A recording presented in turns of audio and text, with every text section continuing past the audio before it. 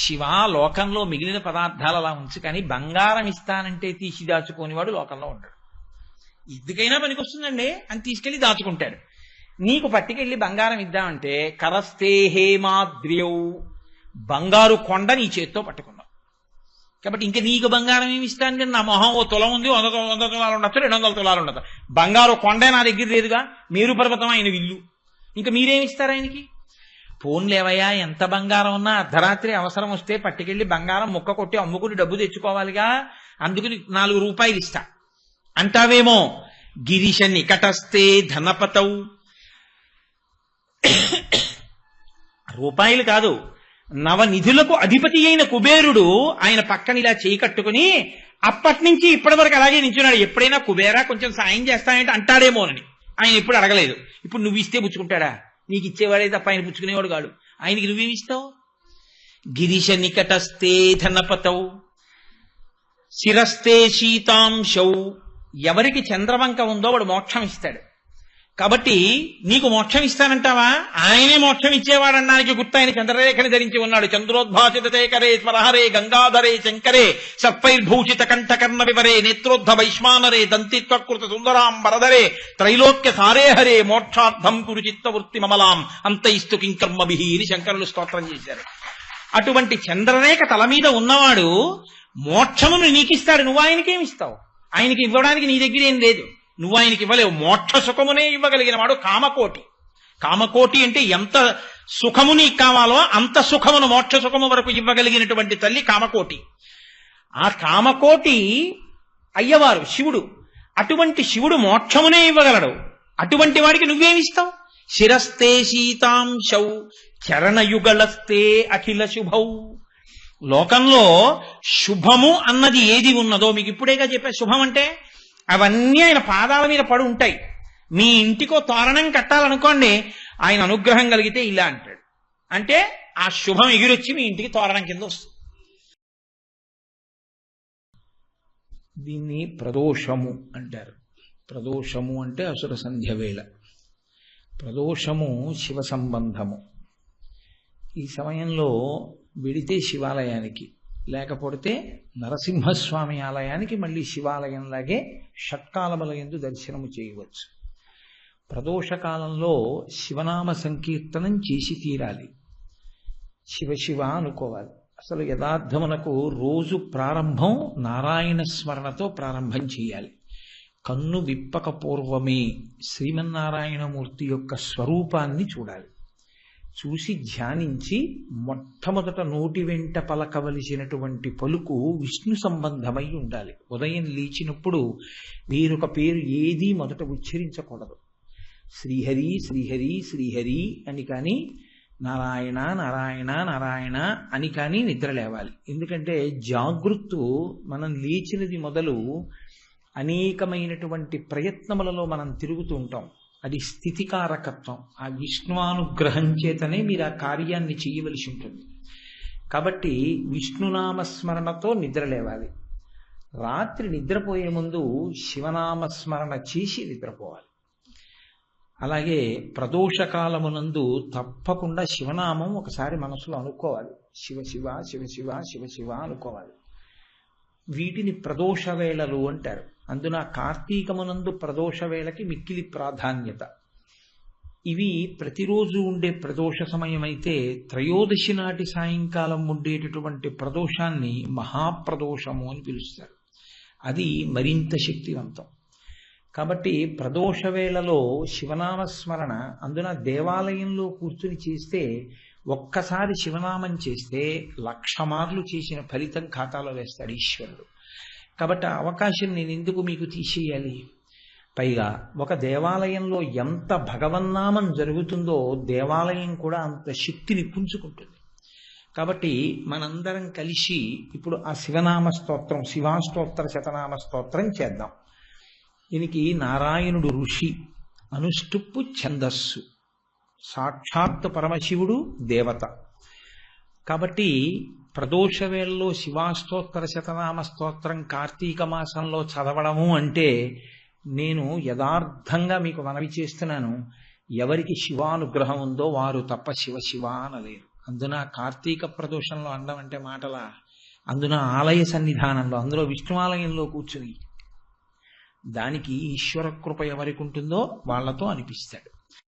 ఇప్పుడు నాది అన్నది ఒకటి ఉందనుకోండి, నీది అన్నది ఒకటి ఉంటుంది కదండి. అప్పుడు నీది నాదన్నా చేసుకోవాలని కోరుకుంటుంది, నీకున్నది నాకు లేదని ఏడుపన్నా ఉంటుంది, నీది నాది అయిపోయిందని సంతోషం అన్నా ఉంటుంది, నీది నాది కాలేదన్న దుఃఖం అన్నా ఉంటుంది. నాదే అన్నప్పుడు ఇంకా ఒకదాన్నొకటి హింసించుకోవడం కానీ, ఒకదానికన్నా ఒకటి శక్తివంతం అనుకోవడం కానీ ఉండదు లోకంలో. మీరు గమనించండి, ఈ చెయ్యి నాది, ఈ చెయ్యి నాది, ఈ రెండు చేతులు ఎప్పుడన్నా కొట్టుకున్నాయా? ఎప్పుడు పుట్టినప్పటి నుంచి నువ్వే పూజ చేస్తున్నావు, ఒక్కనాడు పూజలో నన్ను ఉపయోగించడు వీడు. దిక్కుమాల కుడి చెయ్యి, ఈ కుడి చెయ్యి ఉండడం వల్ల ఈ పూజ చేయడానికి వీలు లేకుండా పోయింది. ఈ చెయ్యి ఎప్పుడన్నా ఈ చెయ్యిని కొట్టిందా? కొట్టదు. ఈ చెయ్యికి నొప్పెట్టింది అనుకోండి, ఈ చెయ్యి నొప్పిగా ఉండి ఏదైనా పని చేయలేకపోయింది అనుకోండి, ఈ చెయ్యి ఆసరా అవుతుంది. అసలు చిత్రం ఏంటంటే, ఈ చెయ్యి ముందుకి తిరిగితే ఈ చెయ్యి వెనక్కి తిరగదు, ఇది ముందుకే తిరుగుతుంది తప్ప దీన్ని ముందుకి దీన్ని వెనక్కి తిప్పలేరు. ఇప్పుడు సాధన చేయకండి, అంత అనుగమిస్తాయి. ఎందుకని? ఈ రెండిటికి ఒక అలవాటైంది. ఈ రెండు నావి, ఈ రెండు నావి, ఇది నాది, ఇవన్నీ ఎవరికి చెందినవి? వీడికి చెందినవి. కాబట్టి వీటి మధ్య గొడవలు ఎప్పుడు ఉండవు. ఇది దీన్ని కొట్టేయడం, ఇది దీన్ని కొట్టేయడం, అలా ఏం కొట్టేసుకోవు. ఎందుకు కొట్టేసుకోవు అంటే ఇవన్నీ ఒకటివే. ఇక్కడ ఆ భావన సాధ్యమైనప్పుడు అది ప్రపంచమంతటా కూడా సాధ్యపడుతుంది. పరమాచార్య ఇదే కీర్తన రాసి ఎంఎస్ సుబ్బలక్ష్మి గారికి ఇచ్చి ఐక్యరాజ్య సమితిలో పాట పాడమని పంపించారు. ప్రపంచ దేశాల సభ్యులందరూ ఆ కీర్తనకి లేచి నిలబడి జోహార్లు అర్పించారు. అది ఈ జాతి సొత్తు. 10 మంది బతకాలని కోరుకోవడమే తప్ప ఒకరిని చంపైనా సరే మనం బతుకుదామన్న మాట తెలియదు. ఎక్కడుందో తెలుసా అంటే దాని మూలాలన్నీ వేదాల్లో ఉన్నాయి, ధర్మంలో ఉంది, నామంలో ఉంది, పరమేశ్వరుడిలో ఉంది. కాబట్టి తనికెళ్ల భరణి గారు తేలికపాట ఒకటి రాశాడు. మా మోహన్ రావు కారులో వింటుంటాను. నాలో ఉన్న శివుడు కల్లడు, నీలో ఉన్న శివుడు కల్లడు, నాలో ఉన్న కళ్ళ శివుడు నీలో ఉన్న కళ్ళ శివుడు నాటకాలాడగలడు అని, మితిమీరితే తెరదించి వేయగలడు అని. కాబట్టి ఆయనే మీలో ఉన్నాడు, ఆయన నాలో ఉన్నాడు. కాబట్టి ఉన్నది ఆయనే. ఇది ఆయన పరమానంద రూపత్వా. అందుకని ఆయన బ్రహ్మానందాన్ని పొందుతూ ఉంటాడు. ఆయన బ్రహ్మానందాన్ని పొందడం అంటే దాని అర్థం ఏమిటంటే, అందరిలో ఉన్నటువంటి ఈశ్వరుడుగా ఉన్నవాడు ఆ స్థాయిలోనే రమిస్తూ ఉంటాడు తనలో తాను. అందుకే అమృతాన్ని పట్టుకుని మీద పోసుకుంటూ ఉంటాడు, మళ్ళీ పట్టుకుని మళ్ళీ పైకెత్తి మళ్ళీ పోసుకుంటూ ఉంటాడు. ఇది ధ్యాన శ్లోకంతో ముడేసి చూడండి. కాబట్టి ఇప్పుడు శివుడు అంటే మొదట పరమానంద రూపత్వ, నిర్వికారో, ఏ వికారములు లేనివాడు. వికారములంటే ఏమిటి? షడ్వికారములను ఉంటాయి, 6 వికారములు. ఈ 6 వికారములు ఎవరికి ఉంటాయంటే జగత్తుకుంటాయి. జగత్ అంటే జాయతే గచ్చతే ఇది జగత్. ఏది వచ్చి వెళ్ళిపోతుందో దానికి జగత్ అని పేరు. వచ్చి వెళ్ళేవన్నీ ఎందులో రావాలి, ఎందులో వెళ్ళాలి? కాలంలో రావాలి, కాలంలో వెళ్ళిపోవాలి. అంతే కదండి, ఇంకో మార్గం ఉండదు. కాబట్టి వచ్చి వెళ్ళే ప్రక్రియకి ప్రతిదానికి జనన తేదీ, మరణ తేదీ అని 2 ఉంటాయి. జనన తేదీ ఉందనుకోండి, జాతకం రాయించాడనుకోండి, మరణ తేదీ కూడా ఉంటుంది అని గుర్తు. 6 వికారములను పొందుతుంది జగత్తంతా. జగత్తంటే ఏది కాలములో వచ్చిందో అవన్నీ ఈ 6టిని పొందుతాయి. ఏమిటా 6? తేలికగా చెప్పాలి అంటే పుట్టినది అంటే ఇత పూర్వం ఆ రూపంతో ఒక ప్రాణి లేదు ఈ భూమండలం మీద, లేదా ఏ లోకంలోనూ ఆ ప్రాణి లేదు, ఇప్పుడు కొత్తగా వచ్చింది. ఎక్కడ వరకు? ఎందుకు? ఈ శరీరమే ఉంది. కోటేశ్వరరావు అనబడేటటువంటి ఈ శరీరం 14/7/1959కి ముందు లేదు. ఇది జూలై 14, 1959న పుట్టింది. కాబట్టి దీనికి ఒక పుట్టిన తేదీ ఉంది. పుట్టినప్పుడు ఇంతేం లేదు, ఇది చాలా చిన్నది ఉంటుంది. కాబట్టి పుట్టినది ఉన్నది. అసలు పుడుతూనేది మృత శిశువుగా పుట్టింది అనుకోండి, అసలు ఉపన్యాసాలు ఏంటి? ఇంకా అసలు అప్పుడే కాలగర్భంలో కలిసిపోతుంది అది. కానీ అది ఉన్నది అంటే ఊపిరి పీల్చింది, ఉన్నది పెరిగినది. అది మెల్లిగా అమ్మ దగ్గర పాలు తాగింది, తర్వాత అన్నం తింది, తర్వాత కాయలు తింది, పళ్ళు తింది, కనపడ్డవన్నీ తింది, బాగా పెరిగి పెద్దదైంది, అంత ఎత్తు పెరిగింది. ఇప్పుడు ఈ పెరిగినది తరిగినది. తరిగినది అంటే ఏ అన్నం తింటే పెరుగుతోందో ఆ అన్నమే దీన్ని శోషింపచేస్తుంది. ఇంక ఇవి తినకండి అంటారు డాక్టర్ గారు. అవే తినడం మొదలెట్టాం అనుకోండి, ఇది మెల్లిగా శోషించిపోతుంది, అంటే తరిగిపోతుంది. ఏంటంటే అంత ఎత్తున అంత లావు ఉండేవాడు ఆయనే అన్నట్టుగా మళ్ళీ అటుకంత అయిపోతాడు. తరిగినది, మార్పు చెందినది. ఇలా చెయ్యెత్తితే ఈ పటుత్వం ఇంకో 20 ఏళ్లు పోయాకుండదు, ఇలా వేలాడుతుంది డొల్ల కింద.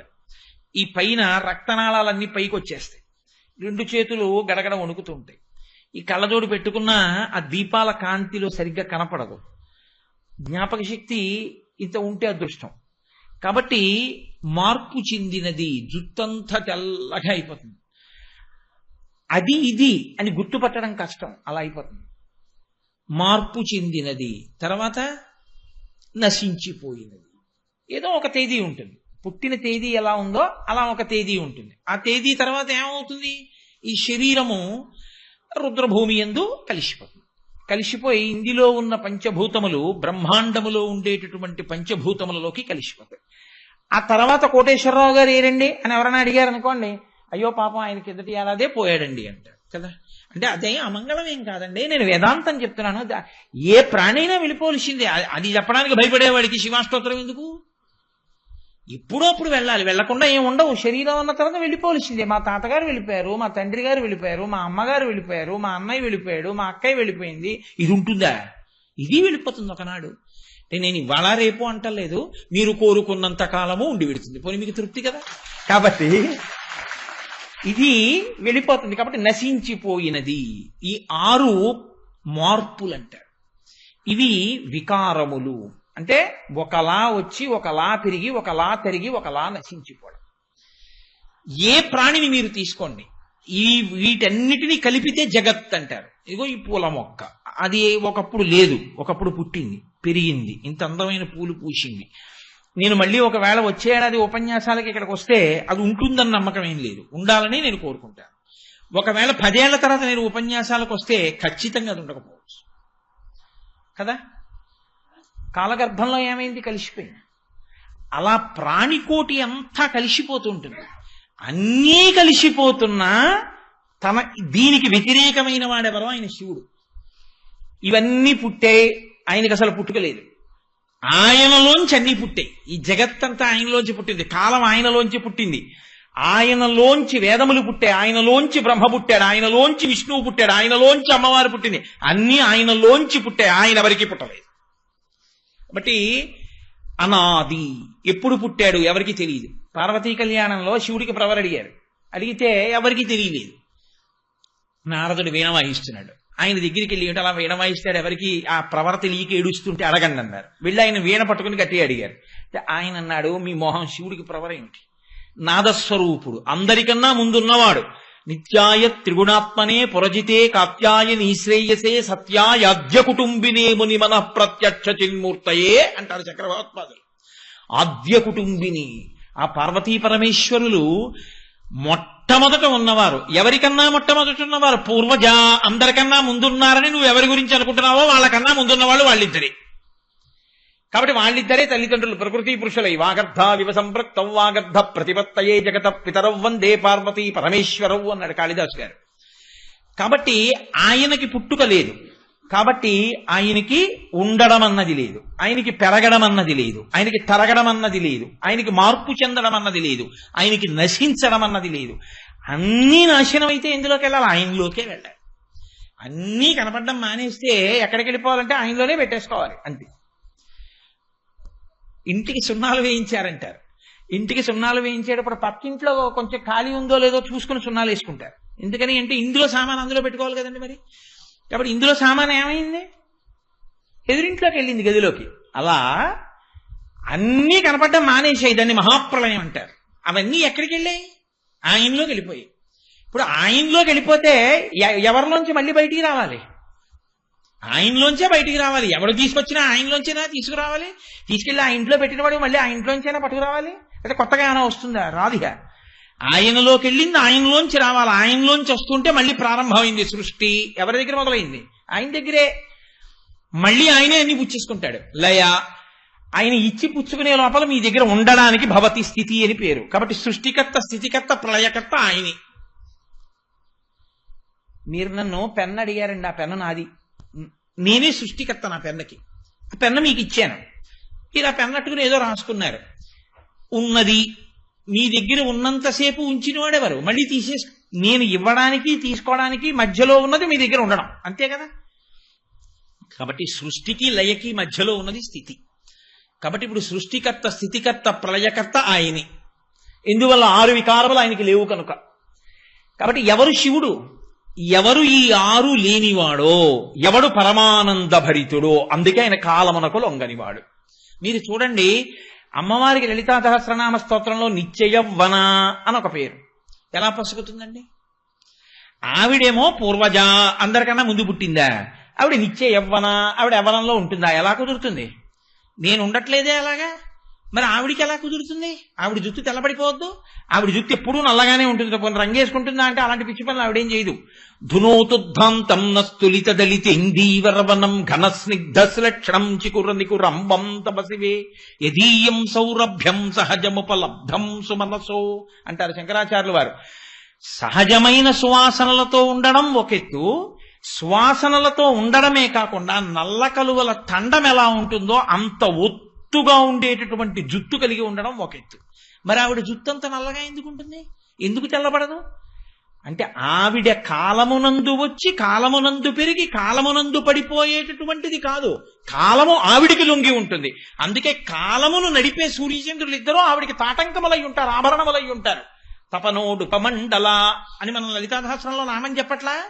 అందుకని ఆవిడికి ఆభరణములు, కాబట్టి ఆవిడ లొంగదు. ఆయనో చిత్రం వటతరోర్మూలే వృద్ధా శిష్యా గురుర్యువ గురోస్తు మౌనం వ్యాఖ్యానం శిష్యాస్తు ఛిన్న సంత్యజా గురవే సర్వలోకానాం భిషజే భవరోగిణాం నిధయే సర్వ విద్యానాం దక్షిణామూర్తయే నమః. ఆయన చుట్టూ కూర్చున్నటువంటి వాళ్ళు వృద్ధులైనటువంటి శిష్యులు. గురుర్యువ, ఆయనో యువకుడైన వాడు శివుడు దక్షిణామూర్తి.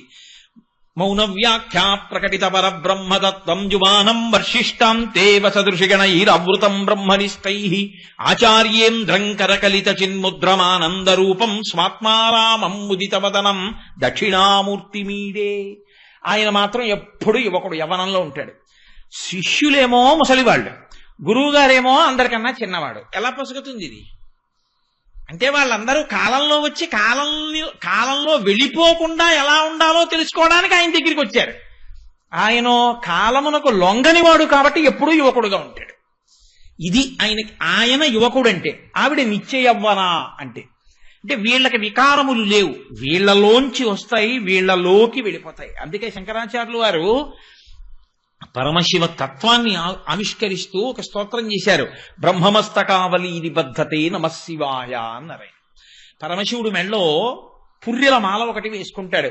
పునుకల పేరు కంఠమున భూరి భుజంగము భూషణంబుగా అనయము భస్మధారణము ఎద్రిడి వాసము మీరు విల్లుగా అనుబుగ దంతి చర్మమును హస్తములందు కపాల శూలముల్ పడివడిదల్తు శంకర కృపావరు రూపమును ఆశ్రయించదన్. ఆయన మెళ్ళో పుర్రెలమాల వేసుకుంటాడు.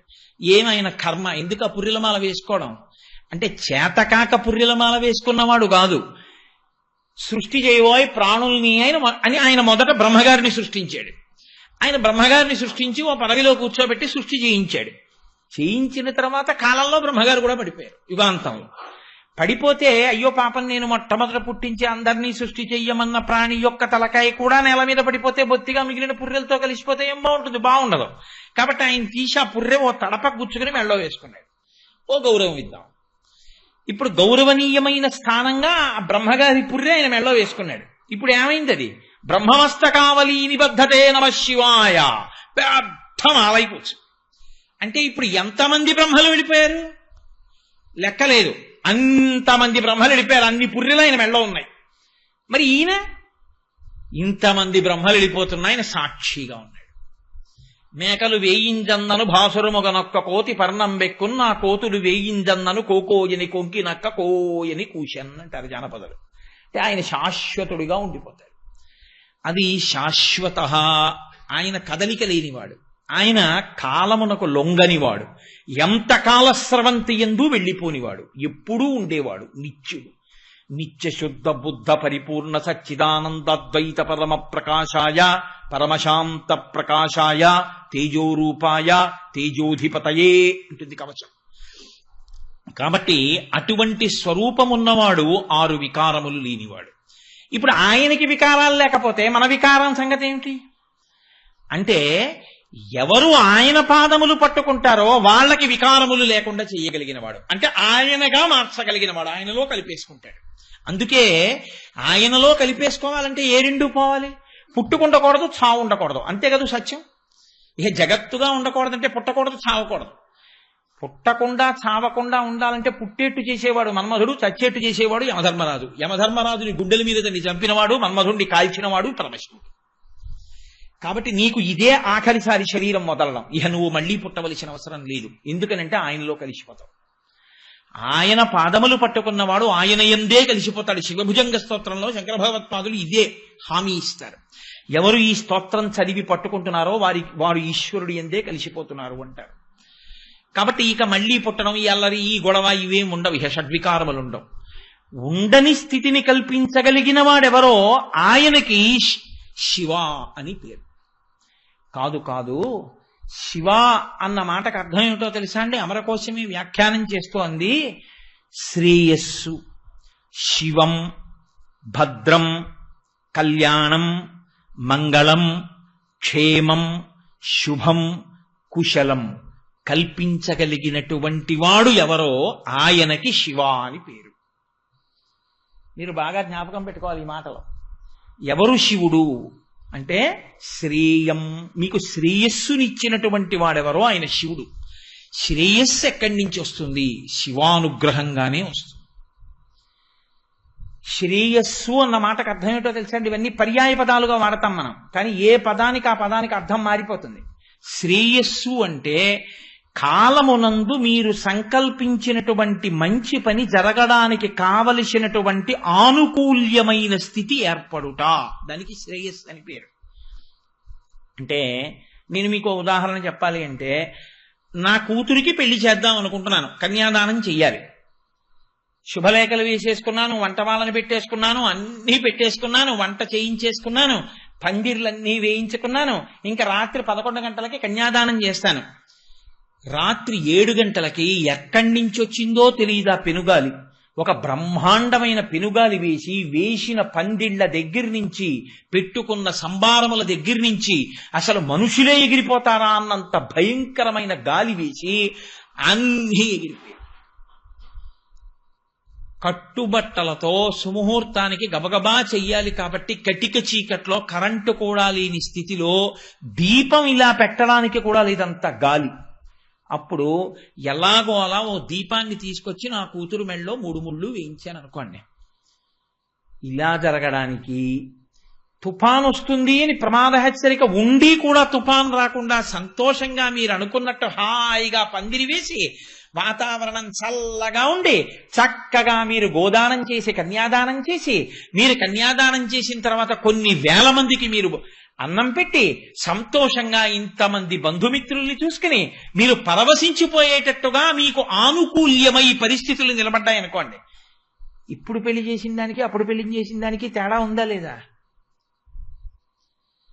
మీరు చేయవలసిన ధార్మికమైన పని, మీరు చెయ్యవలసిన మంచి పని, ఆ మంచి పని ఏ విఘ్నము లేకుండా చాలా చక్కగా జరిగేటట్టు చెయ్యగలిగినటువంటి, జరిపించగలిగినటువంటి అనుగ్రహము ఎవరి నుండి ప్రసరిస్తుందో వాడికి శివుడని పేరు.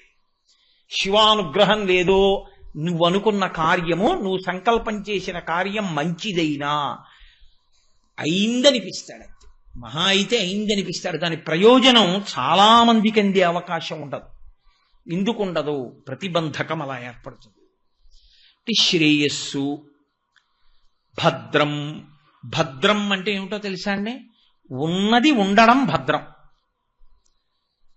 ఉన్నది ఉండకుండా పోయిందనుకోండి, భద్రత లేదు అని గుర్తు. నేను ఈ వాచి తీసుకెళ్ళి పక్కన అరుగు మీద పెట్టి మా ఇంట్లో తలుపు జారగిలా వేసి ఒకసారి స్నానం చేసి వద్దాం లోపలికి వెళ్ళి బయటకు వచ్చాను అనుకోండి, వాచి లేదు. అరే వాచి ఇక్కడ పెట్టాను, ఎవరన్నా వచ్చారా? ఎవరు రాలేదే, మరి ఏమైంది వాచి? నమ చోరాయచ, నీకు చెప్పు వస్తాడేంటి దొంగ, వాడు తలుపు తీశాడు, పక్కనే వాచి ఉంది, పట్టుకుపోయాడు.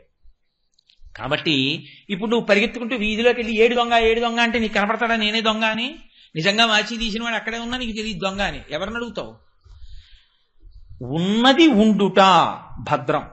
ఇది ఎక్కడి నుంచి వస్తుందో తెలుసా అండి? శివానుగ్రహంగా వస్తుంది. మూడవది శివం. ఇది చాలా చాలా ప్రధానం అండి. అందుకే శివ శివ శివ శివ శివ శివ అంటూనే ఉంటారు పెద్దలు. శివ శివ యనరాదా అని. కాళహస్తీశ్వర శతకంలో ధూర్జటైతే ఒడుగు ముందుకేసి అన్నాడు, పవి పుష్పంబగు అగ్ని మంచగు నాకూపారం భూమిస్థలంబగు శత్రుండతిమిత్రుడవు విషము దివ్యాహారమౌ నిన్నగా అవనీ మండలి లోపలం శివ శివేచ్ఛాభాషణోల్లాసకిన్ శివాని నామము సర్వవస్యకరమౌ శ్రీకాళహస్తీశ్వర అన్నాడు. శివం అన్న మాటకు అర్థం ఏమిటో తెలుసా అండి? ఎప్పుడు మూడు నడుస్తూ ఉంటాయి, ఈ మూడిటి మీద మీకు అధికారం ఉండదు. ఇది చిత్రం. కాలో హి బలవాన్ కర్త సతతం సుఖదుఃఖయో నరాణాం పరతంత్రాణాం పుణ్యపాప అనుయోగతః అంటాడు వ్యాసుడు దేవి భాగవతంలో. కాల కలయతామహం అంటాడు గీతాచార్యుడు. ఈశ్వరుడు ఒకడు ఉంటాడు, ప్రారబ్ధము మీరు చేసుకున్నటువంటి పాపం ఒకటి ఉంటుంది, అది అనుభవంలోకి వస్తోంది, మీకు తెలియదు వచ్చేస్తోందని. అనుభవంలోకి మీరు చేసుకున్న పాపం వస్తోంది, మీకు తెలియదు. అది ఎప్పుడు వస్తుంది? కాలమునందు వస్తుంది. ఇచ్చేవాడెవరు? ఈశ్వరుడు. అనుకున్న అసంకల్పితమైవేహ యదకస్మాత్ ప్రవర్తతే నివర్త్యారంభమారబ్ధం అనుదైవస్య కర్మతత్ అంటాడు రాముడు అయోధ్యకాండలో. నువ్వు నేను ఎవరయా లక్ష్మణ? గురోరప్యవలిప్తస్యా కార్యాకార్యమజానతః ఉత్పదం ప్రతిపన్నస్యా కార్యం భవతి శాసనం. లక్ష్మణుడు అన్నాడు, దశరథుడెవడు రాజ్యం ఇవ్వకపోవడానికి? చంపేస్తానంది. రాముడు అన్నాడు, నిన్న రాజ్యం ఇస్తే నాన్నగారేనా? నాన్నగారే రాజ్యం ఇస్తానంటే నాన్నగారికి జై అన్నాం, ఇవాళ అడవికి వెళ్ళమన్నవారు నాన్నగారే. మరి నిన్న రాజ్యం ఇస్తానన్న నాన్నగారు ఇవాళ అడవికి ఎందుకు వెళ్ళమన్నారు? నాన్నగారి మనసులో ఏమైనా మార్పు వచ్చిందా? రాలేదు. మరి ఇప్పుడు ఎందుకు బద్ధుడయ్యాడు? ఎందుకు పంపిస్తున్నాడు? లక్ష్మణ, నాన్నగారిని సత్యమునందు నిలబెట్టి ఆయన ఇచ్చినటువంటి వరాన్ని గుర్తు తెచ్చుకుని కైకమ్మ రూపంలో అడిగి అరణ్యానికి పంపిస్తున్నటువంటి దైవము కళ్ళ ఎదుట కనపడడు. నాన్నగారు కనపడతారు నిమిత్తంగా. ఎవరితో గొడవ పడతావు? అదో కొత్త పాపం. నాన్నగారిని దెబ్బలాడ్డం, నాన్నగారి మీద యుద్ధం చేయడం. అనుదైవస్య కర్మతత్. దైవము విధించిన శాసనమునకు ఒడంబడితే చేసుకున్న పాపం అన్నా పోతుంది. పెట్టి సద్దు మనం బయలుదేరదాం. అది ధార్మికుడు మాట్లాడే మాట. ధర్మం తప్పేవాడు ఈశ్వరుడి మీద తిరగబడతాడు. తిరగబడితే ఏం చేస్తాడంటే కొత్త పాపాన్ని మూటకట్టుకుంటాడు. ఏమిటో ఇన్ని పూజలు చేశానండి, ఇప్పుడు చేశావు, నువ్వు చేసిన పాపం ఎక్కడికి పోతుంది? కాబట్టి అది అనుభవంలోకి వచ్చింది. ఈ అనుభవంలోకి వచ్చేటట్టు చెయ్యగలిగిన వాడు ఈశ్వరుడు. ఈశ్వరుడు ఒకవేళ పాపమునకు ఫలితము ఇచ్చినా, పోన్లేవయా పాపం పోయింది అని ఆయన కాళ్లే పట్టుకుంటానన్నవాడు దృఢభక్తి కలిగిన వాడు. లోకుల్నంగని మెచ్చని ఎలుగని లోలోన నిందించని చీకాకున్బడని మహాత్ముడనని జేలొగ్గని మూకీభావమునం తిట్టని త్రోయిని నీ కారుణ్యము కలిగి ఉండినను అంతే చాలును శంకర. నాకు ఏదైనా జరగని, నాకేం నిమిత్తం లేదు. ఇవాళ చాలా బాగుందన్నవాడు రేపు వీడికేం వచ్చనొచ్చు. రెండు సత్కారాలుగానే గ్రహించగలిగిన స్థితి నాకి. రెండిటి యందు నీ పాదములు విడిచిపెట్టకుండా నేను ఉండగలిగితే నాకు చాలు ఈశ్వర, నాకింకేం అక్కర్లేదు. తుల్యనిందా స్తుతిర్మౌని సంతుష్టో ఏనకేనచిత్ తనికేత స్థిరమతి భక్తిమాన్మే ప్రియో నరహ అంటాడు భగవద్గీతలో కృష్ణ భగవానుడు. పేర్లు మారతాయండి, కృష్ణుడు శివుడు అని అన్ని ఒకటే. ఏ పదార్థం చెప్పినా అలాగే చెప్తుంది, అంతకు తప్ప ఓ పదార్థం ఓలా చెప్తే ఓ పదార్థం ఓలా చెప్పరు. అందుకే వాళ్ళిద్దరి మధ్య ఇప్పుడు గొడవలు గోదారి ఏమి ఉండవు, ఒకళ్ళకొకళ్ళు సమర్థించుకుంటారు తప్ప. కాబట్టి ఎవరు శివుడు అంటే, ఎవరి కాళ్ళు మీరు గట్టిగా పట్టుకున్న కారణం చేత మీకు దురితమును అనుభవంలోకి తీసుకొచ్చి ఇచ్చేటప్పుడు, అరే రే వీడు నా కాళ్ళు ఇంత గట్టిగా పట్టుకుని ఉన్నాడు, ఇప్పుడు బుద్ధి వచ్చింది, వీడు ఎంతో భక్తితో నన్ను పట్టుకుని ఉన్నాడు, బొత్తిగా వీడికి ఇంత పెద్ద దెబ్బ కొట్టేయడమా? వీడిని కొడితే వీడు ఏం చేస్తాడో తెలుసా? మళ్ళీ నన్నే పట్టుకుని ఏడుస్తాడు. అప్పుడు వాడు నన్ను పట్టుకుని ఏడిస్తే నేనేం చెప్పను? భాగవతంలో శ్రీ మహావిష్ణువు బలిచక్రవర్తిని అనుగ్రహించేటప్పుడు దర్శనమిచ్చి ఓ మాట అంటారు. నేను ఎందుకు రక్షించానో తెలుసా బలిచక్రవర్తిని అని అడిగారు. వీడు నా కొరకు రక్షింపవలయువాడు అన్నారు. చాలా చిత్రమైన మాట. వీడి కోసం రక్షించట్లేదు, నా కోసం రక్షిస్తున్నాను. ఎందుకో తెలుసా? ఎరా 3 అడుగులు ఇస్తా అన్నావు, 2 అడుగులు కొలిచేశాను, 3వ అడుగు ఎక్కడ పెట్టనన్నాడు. సునృతంబు కాని నుడువదు నా జీవ బొంకజాల నాకు బొంకు లేదు, నీ తృతీయ పదము నిజము నాశిరమున నెలవి చేసి పెట్టు నిర్మలాత్మ అని తలంచి నా తల మీద పెట్టేయి అన్నాడు. వీడింత భక్తితో ఉండి నా తల మీద కాలెట్టేయి అంటే, వీణ్ణి నేను ఏమైనా చేసేస్తే ఇంకా రేపు పొద్దున్న నేను ఉన్నానని ఎందుకు నమ్ముతుందిరా లోకం? అందుకని ఇప్పుడు నేను ఉన్నానని నమ్మాలంటే వీడిని నా కోసం రక్షించాలి, వాడి కోసం కాదు. వీడు నా కొరకు రక్షింపవలయువాడు అంటాడు. కాబట్టి ఈశ్వరుణ్ణి భక్తులు బంధిస్తారు, ఆయన ఏమీ చెయ్యలేని స్థితికి తీసుకొస్తారు. ఇప్పుడు ఈశ్వరుడు అంటాట, వీడు ఒకప్పుడు తప్పు చేశాడు, ఇప్పుడు ఇంత భక్తి తత్పరుడయ్యాడు, నా పాదములు పట్టుకున్నాడు, నేను ఎలా వేయని శిక్ష అంత శిక్ష వెయ్యను. ఏం చేస్తానో తెలుసా? వెయ్యకపోతే పాపం పోదు. కాబట్టి ఏం చేయాలి? వాడికి 35 మార్కులు రాకపోయినా 10 మార్కులు మోడరేషన్ ఇచ్చామని చెప్పి 25 మార్కులకి పాస్ చేసి సర్టిఫికెట్ ఇచ్చేయడమే. కాబట్టి ఏం చేయాలి? ఒక్క పని చేసేస్తాను, వాణ్ణి ఇవాళ పాము కరిచేయాలి, ఓ గండు చీమతో కరిపించేస్తాను. విషం ఎక్కిందా లేదా, దురద పెట్టిందా లేదా, అబ్బా అన్నాడా లేదా, ఇలా ఇలా ఇలా ఇలా తుడుచుకున్నాడా లేదా, ఏమిటంటే అలా తుడుచుకుంటున్నారంటే ఇంత కండచీమ కుట్టేసిందో చూడు ఎంత దొద్దు ఎక్కిందో అంటాడు. వాడికి తెలుసా ఈశ్వరుడు పాము కుట్టకుండా చేశాడని? వాడు బాధపడుతూ కూడా శివ శివ శివ శివ శివ శివ అంటూనే ఉంటాడు. ఇది నమఃశివాభ్యాం అశుభాపహాభ్యాం. శంకరాచార్యులు వారు ఉమామహేశ్వర స్తవం చేశారు. అందులో నమఃశివాభ్యాం సరసోత్సవాభ్యాం సమస్కృతాభీష్టవరప్రదాభ్యాం నారాయణైనార్చిత పాదుకాభ్యాం నమో నమః శంకర పార్వతీభ్యాం అంటూ నమఃశివాభ్యాం అశుభాపహాభ్యాం అంటారు.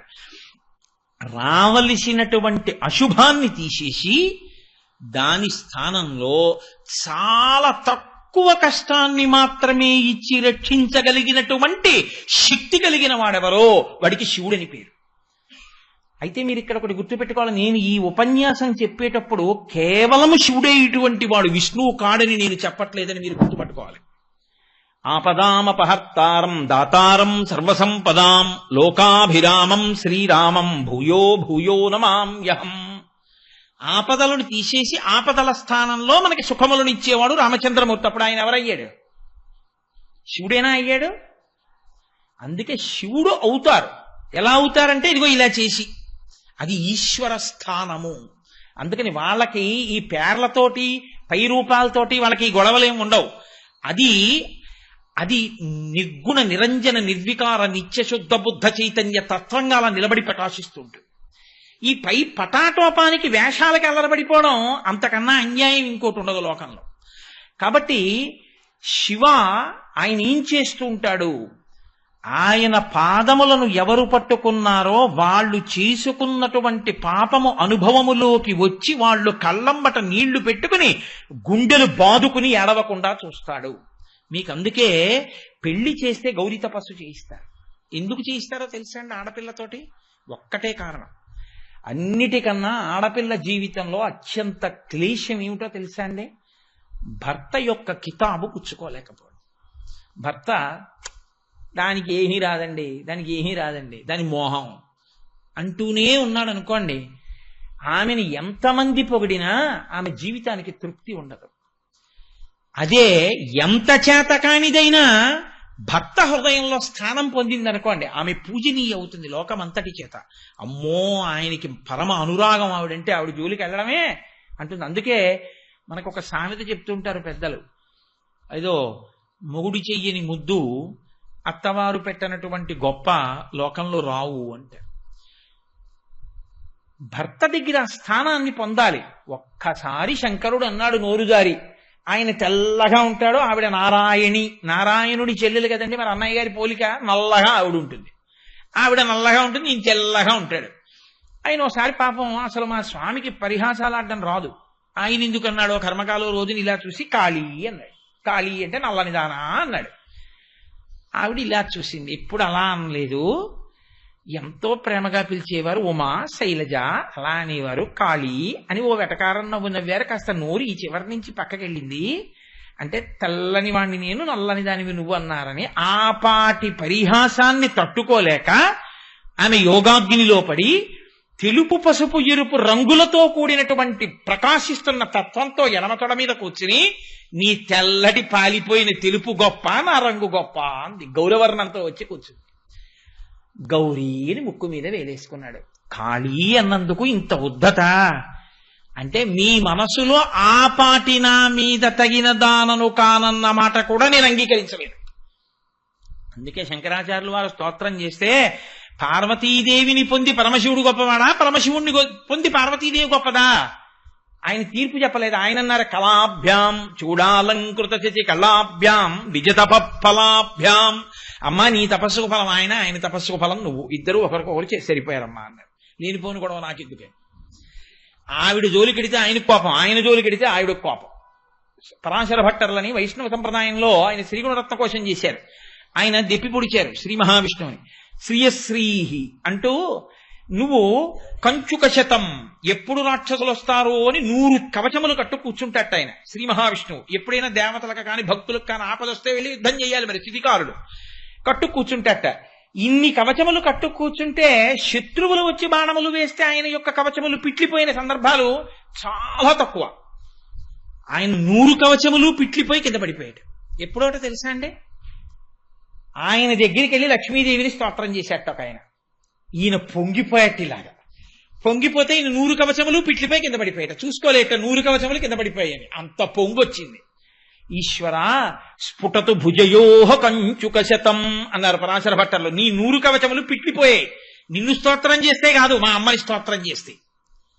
అనుకలతను కాండాలింగనారంభ శుంభ ప్రతిదిశ భుజ శాఖా శ్రీ సఖానోకహద్భి స్తననయనగుళుచ్ఛస్పార పుష్పద్విరేపారచీతు మై లక్ష్మీ కల్పవల్లి కటాక్షాన్ అంటారు అందులో ఆయన.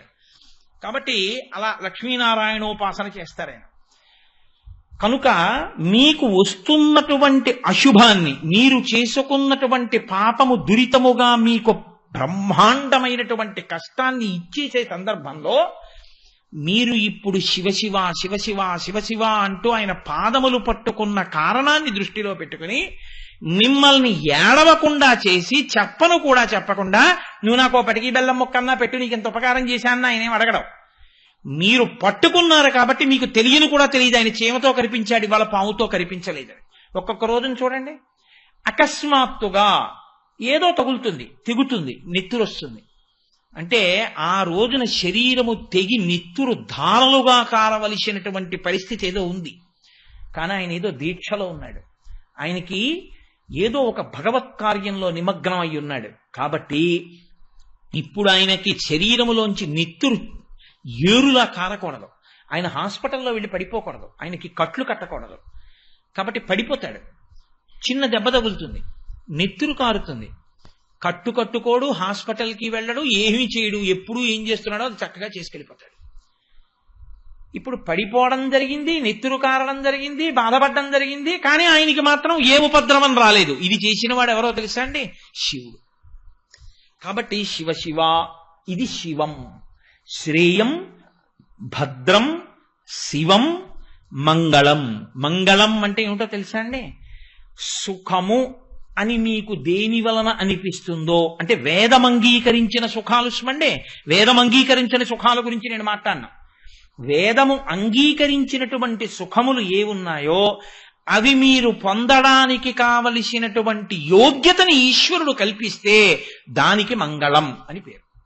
అంటే ఓ ఉదాహరణ చెప్పాలి అని అనుకోండి, నేను నా ఇంట్లో పూజ గది ఏసీ చేయించుకుందాం, నేను చదువుకునే గది ఏసీ చేయించుకుందాం అని నేను అనుకోలేదు.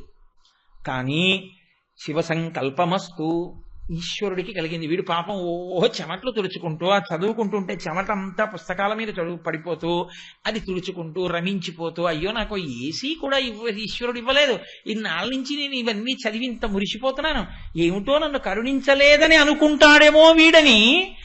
అసలు ఆడు అనుకోకపోయినా ఆయనే తెచ్చి ఓ ఏసీ బిగింపించేశాడు. నువ్వు కొనలేదు, నువ్వు తేలేదు, కానీ ఏసీ మాత్రం వచ్చి కూర్చుంది గదిలో. ఇది కళ్యాణం. జీవబ్రహ్మైక్య సిద్ధి కళ్యాణం పక్కన పెట్టండి. మీకు సుఖమును కల్పించగలిగినటువంటి వస్తువులు మీ ఇంటికి వచ్చి చేరుట, ఇది కళ్యాణం. వస్తువు వచ్చి చేరింది. కానీ మీరు కాని ఏసీలో పడుకున్నారో వెంటనే మీకు పరిశం పడుతుంది. ఉపన్యాసాల మాట దేవుడికి ముక్కు తుడుచుకోవడం సరిపోతుంది అన్నారు అనుకోండి డాక్టర్ గారు. ఇంకా అది నాకేమైనా అనుభవంలోకి వస్తుందా? ఇంటికి వచ్చిన వాడు ఎవడో పడుకోవాలా, అది ఎప్పుడు వేసుకోవట్లేదు, కాస్త మీరన్నా వేసుకు పడుకోండి అని బతిమాలాలి. కాదు, మంగళం అంటే వస్తువు చేరడం, కళ్యాణం అంటే అది మీకు అనుభవైక వేద్యం అవడం, దాన్ని మీరు అనుభవించగలగడం. మంగళం, కళ్యాణం, శుభం. శుభం అంటే ఏమిటో తెలుసా అండి? ఏ సుఖమును మీరు అనుభవించారో దాని వలన ఇప్పుడు ఇక్కడ మీరు సంతోషాన్ని పొందడమే కాకుండా దీర్ఘకాలమునందు మీకు అదొక గొప్ప ప్రయోజనమును చేకూర్చుట. నీ మాట ఏమిటో అయోమయంగా ఉందయా అంటారు మీరు. నేను కనిపెట్టగలను. నేను మీకు ఒక ఉదాహరణ చెప్పాలి అంటే, ఇప్పుడు ఏసీ ఉంది మీరు చదువుకునే గదిలో. ఇప్పుడు మీరు ఏసీ ఉంది కదా అని ఇంకా మీరు అక్కడ దుప్పటి వేసు పడుకోవడం మొదలెట్టారనుకోండి, అది శుభం కాదు, కళ్యాణమే కానీ శుభం కాదు. ఇప్పుడు మీరు అబ్బా ఇంకా నాకు ఇప్పుడు వేడిగా ఉంటే ఏమిటి, ఇంకోలా ఉంటే ఏమిటి, హాయిగా చదువుకుంటాను కూర్చుని, చల్లగా కూడా ఉంది, ఇంకా నాకు ఇంతకన్నా కావలసింది ఏముందని మరింత రమించిపోయి చదువుకుంటున్నారు, ఇంకా బాగా చదువుకోగలుగుతున్నారు. ఇది శుభం. దీర్ఘకాలమునందు మీరు ఈశ్వరుణ్ణి చేరుకోవడానికి ఇంకొంచెం గట్టి పునాది పడుతోందా పట్టలేదా? ఇప్పుడు ఆ సుఖమును పొందడం వల్ల దీర్ఘకాలమునందు అత్యంత ప్రయోజనమును పొందుట. యజమాని ఇంటి వస్తువు దేన్నైనా అలాగే వాడుకోమని చెప్పింది శాస్త్రం. అందుకే ఇది ఎక్కడ ప్రారంభమో తెలుసా అండి? బ్రహ్మచారికి ఇవేం లేవుగా. బ్రహ్మచారి ఇవన్నీ చేయకూడదు. అసలు బ్రహ్మచారి తాంబూలము వేసుకోకూడదు, తలకాయ దూకోకూడదు, అద్దము చూసుకోకూడదు. ఓ శిఖ పెట్టుకుని గురువు గారు వెళ్ళి భిక్షాటన చేసి పట్టుకురారా అంటే ఆ పట్టుకొచ్చిన అన్నం గురుపత్ని ఏది పెడుతుందో అది తినడం అంతే. ఇంకా వాడికి సుఖం అన్నమాట ఏది? వానప్రస్థు ఉన్న సుఖాలు వదిలిపెట్టి వెళ్ళిపోయిన వాడు, రాజ్యానికి ప్రభు అయినటువంటి వాడే స్వచ్ఛందంగా యవరాజ్య పట్టాభిషేకం చేసి అడవిలు గడిపాడు కాబట్టి ఆయనకి సుఖం లేదు. సన్యాసి చెప్పనే అక్కర్లేదు. కాబట్టి ఇంక సుఖం అన్న మాట ఎవరికి? గృహస్థుకే. గృహస్థుకి సుఖం ఎప్పుడు వచ్చింది అసలు? బ్రహ్మచారి గృహస్థ అయితే కదండి సుఖం అన్నది ప్రారంభం. ఇంకా అందుకని అసలు సుఖాలకి ప్రారంభ సుఖం ఎక్కడుంది? భార్య పక్కకి రావడంలోనే ఉంది కదూ. భార్యాస్థానాన్ని పూరిస్తే సుఖము ప్రారంభమైంది. ఇప్పుడు సుఖమన్నది దీర్ఘకాలిక ప్రయోజనానికి భార్య ఎలా పనికొచ్చింది? శరీరమునందు మనస్సునందు పటమరించినటువంటి కారణం అధార్మికమైనటువంటి మార్గములో వెళ్లకుండా ధార్మికమైన మార్గంలో కామాన్ని తీర్చుకోవడానికి పత్ని యోగ్యమై, ఆమె యందు పితృరుణం తీర్చుకోవడానికి కొడుకుని కని, ఆమె చెయ్యి పట్టుకుని యజ్ఞము యాగము చేసి ఈశ్వర మార్గంలో ప్రస్థానం చేసి ఈ సుఖములు సుఖములా అన్న భావనతో వైరాగ్యమును పొంది వానప్రస్థానికి వెళ్ళి తరించడానికి భార్య పనికొచ్చిందా పనికిరాలేదా? సుఖస్థానములో ముందు వచ్చి కూర్చున్న భార్య ఈ సుఖమును కొనసాగించడంలో కొడుకునిచ్చింది, కూతురునిచ్చింది, కన్యాదానం చేయించింది, వంశాన్ని పెరిగేటట్టు చేసింది, నీకు పితృరుణం తీరేటట్టు చేసింది. నీ పక్కన కూర్చోవడం వల్ల యజ్ఞం చేశావు, యాగం చేశావు, చండీ హోమానికి పూర్ణాహుతి చేశావు, ఆవిడ ఉండబట్టే కదా చేశావు. ఇప్పుడు ఆవిడ నీకు సుఖాన్ని ఇచ్చినా, వంట చేసి పెట్టినా, ఆవిడ నీకు పక్కనే కూర్చున్నా, ఆవిడ నీ కామసుఖాన్ని తీర్చడానికి హేతువైనా ఆ సుఖము దీర్ఘకాలమునందు దేనికి పనికొచ్చింది? ఈశ్వరుణ్ణి చేరడానికి పనికొచ్చింది కదండి. గృహస్థాశ్రమ ప్రవేశం భార్యా స్వీకారమే. ఆ కోణంలోనే మిగిలినవి కూడా చూడాలి. అలా చూడడం చేత కాకపోతే భార్యాస్థానం దగ్గర నుంచి అన్నిటినీ భ్రష్టత్వం పట్టించుకుంటాడు గృహస్థు. అలా భ్రష్టు కాకుండా ఈశ్వరుణ్ణి చేరుకోవడానికి తనకి కలిసొచ్చినటువంటి వాటన్నిటినీ వాడుకుని ఈశ్వరుణ్ణి చేరుకోవడానికి కావలసినటువంటి బుద్ధి లోపల ప్రచోదనమై ప్రస్థానం ఎవడు చేస్తాడో వాడు శుభ పరంపరలు పొందినవాడు. అందుకే మన వాళ్ళు వ్రతం చేస్తున్నామండి అన్నారనుకోండి, అక్షతలేసి వ్రతం సువృతమస్తు, ఇది శుభప్రదమగుగాక, ఈ వ్రతము నీకు దీర్ఘకాలమునందు ఉపయుక్తమగుగాక, ఇది శుభం. క్షేమం. క్షేమం అంటే ఇవన్నీ ఎవరిస్తారో తెలుసా అండి? మీరు అలా తరించగలిగిన స్థితి ఎవరి నుండి వస్తుంటుందో ఆయన్ని శివుడని పిలుస్తారు. అసలు నా మొహం శివాష్టోత్తరం 30 అంటే బెంగ పెట్టుకోకండి, 108 చెప్తాను. 30 రోజులు శివనామం చాలండి. శివనామమే 30 రోజులు. అప్పై దీక్షితర్ వారు ఏం చెప్పారు దాని గురించి అన్నది ఒక రోజు. అలా 30 రోజులు శివనామం ఒక్కటే చాలు. అది శివాష్టోత్తరం చెప్తానండం పేరాశ. 108 నామాలు చెప్పడం ఏంటంటే 30 రోజుల్లో చాలా అన్యాయం. అది 6 బంతుల్లో 37 రన్స్ కొట్టమని అడిగినట్టుగా ఉంటుంది. అది అంటే నేను చెప్పనని కాదు, చెప్తాను. చెప్పడం ఏముందండి, వాళ్ళే చెప్పేస్తాను 108 నామాలకు అర్థం. అది పెద్ద విశేషమా ఏమి?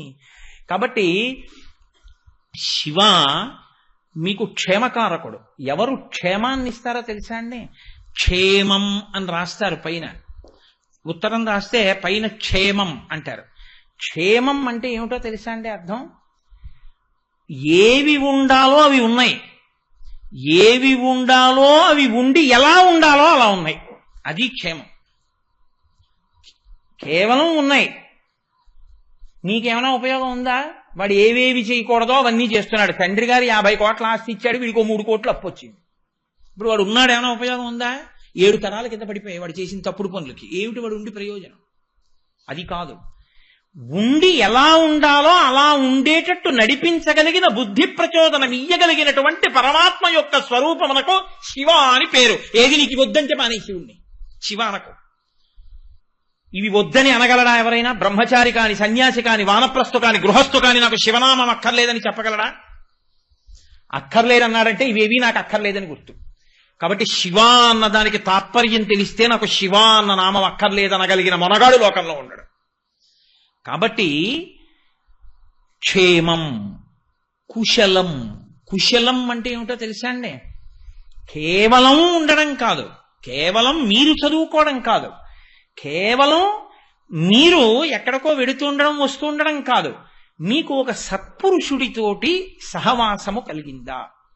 నిరంతరము పరమేశ్వర చింతన కలిగినటువంటి ఒక మహానుభావుడితో నీకు స్నేహం ఉందా? నీ ఐశ్వర్యం అంతా పోయినా పర్వాలేదు, ఆ స్నేహాన్ని మాత్రం వదలకు. అది నిన్ను తరతరాలు కాపాడేటట్టు చేస్తుంది. ఆయన నిన్ను తనతో పాటు ఆ ప్రస్థానంలో నడిపించుకుంటాడు. ఎప్పుడు వదిలిపెట్టేస్తారో తెలుసా అండి? ఒక్క కారణానికి వదిలిపెట్టేస్తారు. వచ్చేది ఉపన్యాసానికి, చేసే విచారణలన్నీ అక్కర్లేని విషయాల మీద. ఇంతకుముందు ఎవరొచ్చారు, ఇప్పుడు ఎవరు రాలేదు.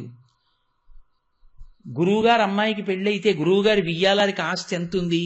ఇలాంటివి విచారణ చేయడానికి ప్రయత్నం చేయడం పరమేశ్వరుడిచ్చినటువంటి సత్పురుష స్నేహాన్ని తనంత తాను దూరం చేసుకోవడం.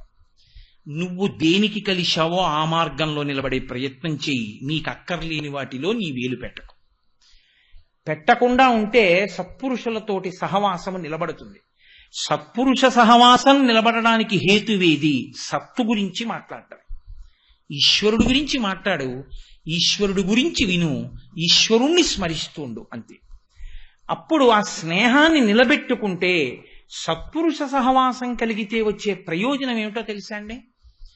నాకు ఆయన బాగా తెలుసండి, ఆయన నేను అంతేవాసిని, ఆయనకి నేను అంతేవాసిని అని మీరు చెప్పుకున్న రోజున మీరు ఒక పొరపాటు చేయడానికి భయపడతారు. ఎందుకో తెలుసా అండి?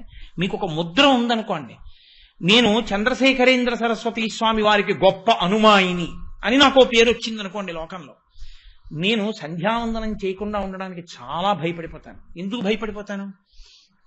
నేను సంధ్యావందనం చేయలేదు అని గ్రహిస్తే నన్నేమనకపోవచ్చు. ఏమయ్యా, పరమాచార్య స్వామి సంధ్యావందనం గురించి అంత గొప్పగా చెప్పేవారు కదా, మరి నువ్వు సంధ్యావందనం చేయలేదే ఈ పూట? నేను పరమాచార్య స్వామి వారికి అంత భక్తుడిని ఇంత భక్తుడిని అంటావు, సంధ్యావందనమే చేయలేదు అంటారేమోనన్న భయానికైనా సంధ్యావందనం చేస్తాం. అవునా కాదా? రామకృష్ణ పరమహంస ఇదే చెప్తారు. సత్పురుష సహవాసం ఎటువంటిదంటే ఏనుగు పక్కన వెళ్ళేటటువంటి మావటి చేతిలో పట్టుకున్నటువంటి అంకుశం లాంటిది. ఏనుగు తొండానికి ఉన్న లక్షణం ఏమిటి? ఇలా ఎత్తి కొమ్మ విరుస్తుంది, ఇలా ఎత్తి పాదులాగుతుంది, ఇలా ఎత్తి ఇంకోటి. శృంగేరిలో నేను ఒకసారి చూశాను, ఒక ఏనుగు ఆ స్త్రీలు అలా వెళ్ళిపోతుంటే వాళ్ళ కొప్పులో పువ్వులు లాగుతుంటుంది. పక్కన మావటి ఉన్నాడు అనుకోండి, ఆయన ఏం చేస్తాడు? అంటాడు ఇలాగా, తొండం దింపేస్తుంది, మళ్ళీ 4 అడుగులు వేస్తుంది, మళ్ళీ తొండం ఇలా అవుతుంది, మళ్ళీ ఇలా అంటాడు, మళ్ళీ దింపేస్తుంది. పక్కన మావటి ఎంత బలంగా, ఏనుక్కన్నా బలంగా ఉన్నాడు కాబట్టి ఆయన యొక్క అంకుశం దెబ్బకి తొండం నింపిందండి అనడానికి ఏనుగు ఎంత ఉంటుందో ఆయన ఎంత ఉంటాడు. అంత బలం ఉన్న ఏనుగు తనంత తాను కట్టుబడింది మావటి యొక్క అంకుశానికి, మావటికి తప్ప. నిజానికి ఏనుగు తలుచుకుంటే మావటిని తొండంతో తొట్టు చుట్టి అవతలకి విసిరేయగలదు, కాలు కింద పెట్టి తొక్కేయగలదు. కానీ తనకి ఎన్ని రకాల బలాలున్నాయని మీరు అనుకుంటున్నారో అన్నిటినీ పక్కన పెట్టి మావటకి లొంగిపోయిన ఏనుగు పూజనీయతని పొందుతుంది, ఈశ్వరుణ్ణి తల మీద పెట్టుకుంటుంది. అడవిలో తిరిగేటటువంటి ఏనుగు, క్రమశిక్షణ లేని ఏనుగుని తీసుకొచ్చి వెంకటాచలంలోనో లేకపోతే తిరుత్తణిలోనో అరుణాచలంలోనో ఈశ్వరుడు యొక్క ఊరిరిగిం పెడుతుంటే దాని ముందు ఏనుగుల్ని నడిపించారు. వాటిని వేటిని నడిపిస్తారు? మావటి మాటకి లొంగే ఏనుగే ఈశ్వరుణ్ణి తల మీద పెట్టుకుంటుంది గురువాయూరులో. గురువు గారి మాటకి, సత్పురుషుడి యొక్క మాటకి తనంత తాను అహంకారమును మీరు పొందడానికి ఎన్ని హేతువులు మీకున్నాయో అన్నిటినీ పక్కన పెట్టి మీ అంత మీరు లొంగిపోవడం అలవాటైతే మీకు సత్పురుష సహవాసం చేత మీరు ఎలా ప్రవర్తించాలో అది మీకు అలవాటు అవుతుంది. కనీసం అయ్యో ఆయనతో ఉంటున్నాం, ఇలా చేస్తే బాగుంటుందా అని మీరు చేయకుండా ఉంటారు కదండి. ఇది కుశలం.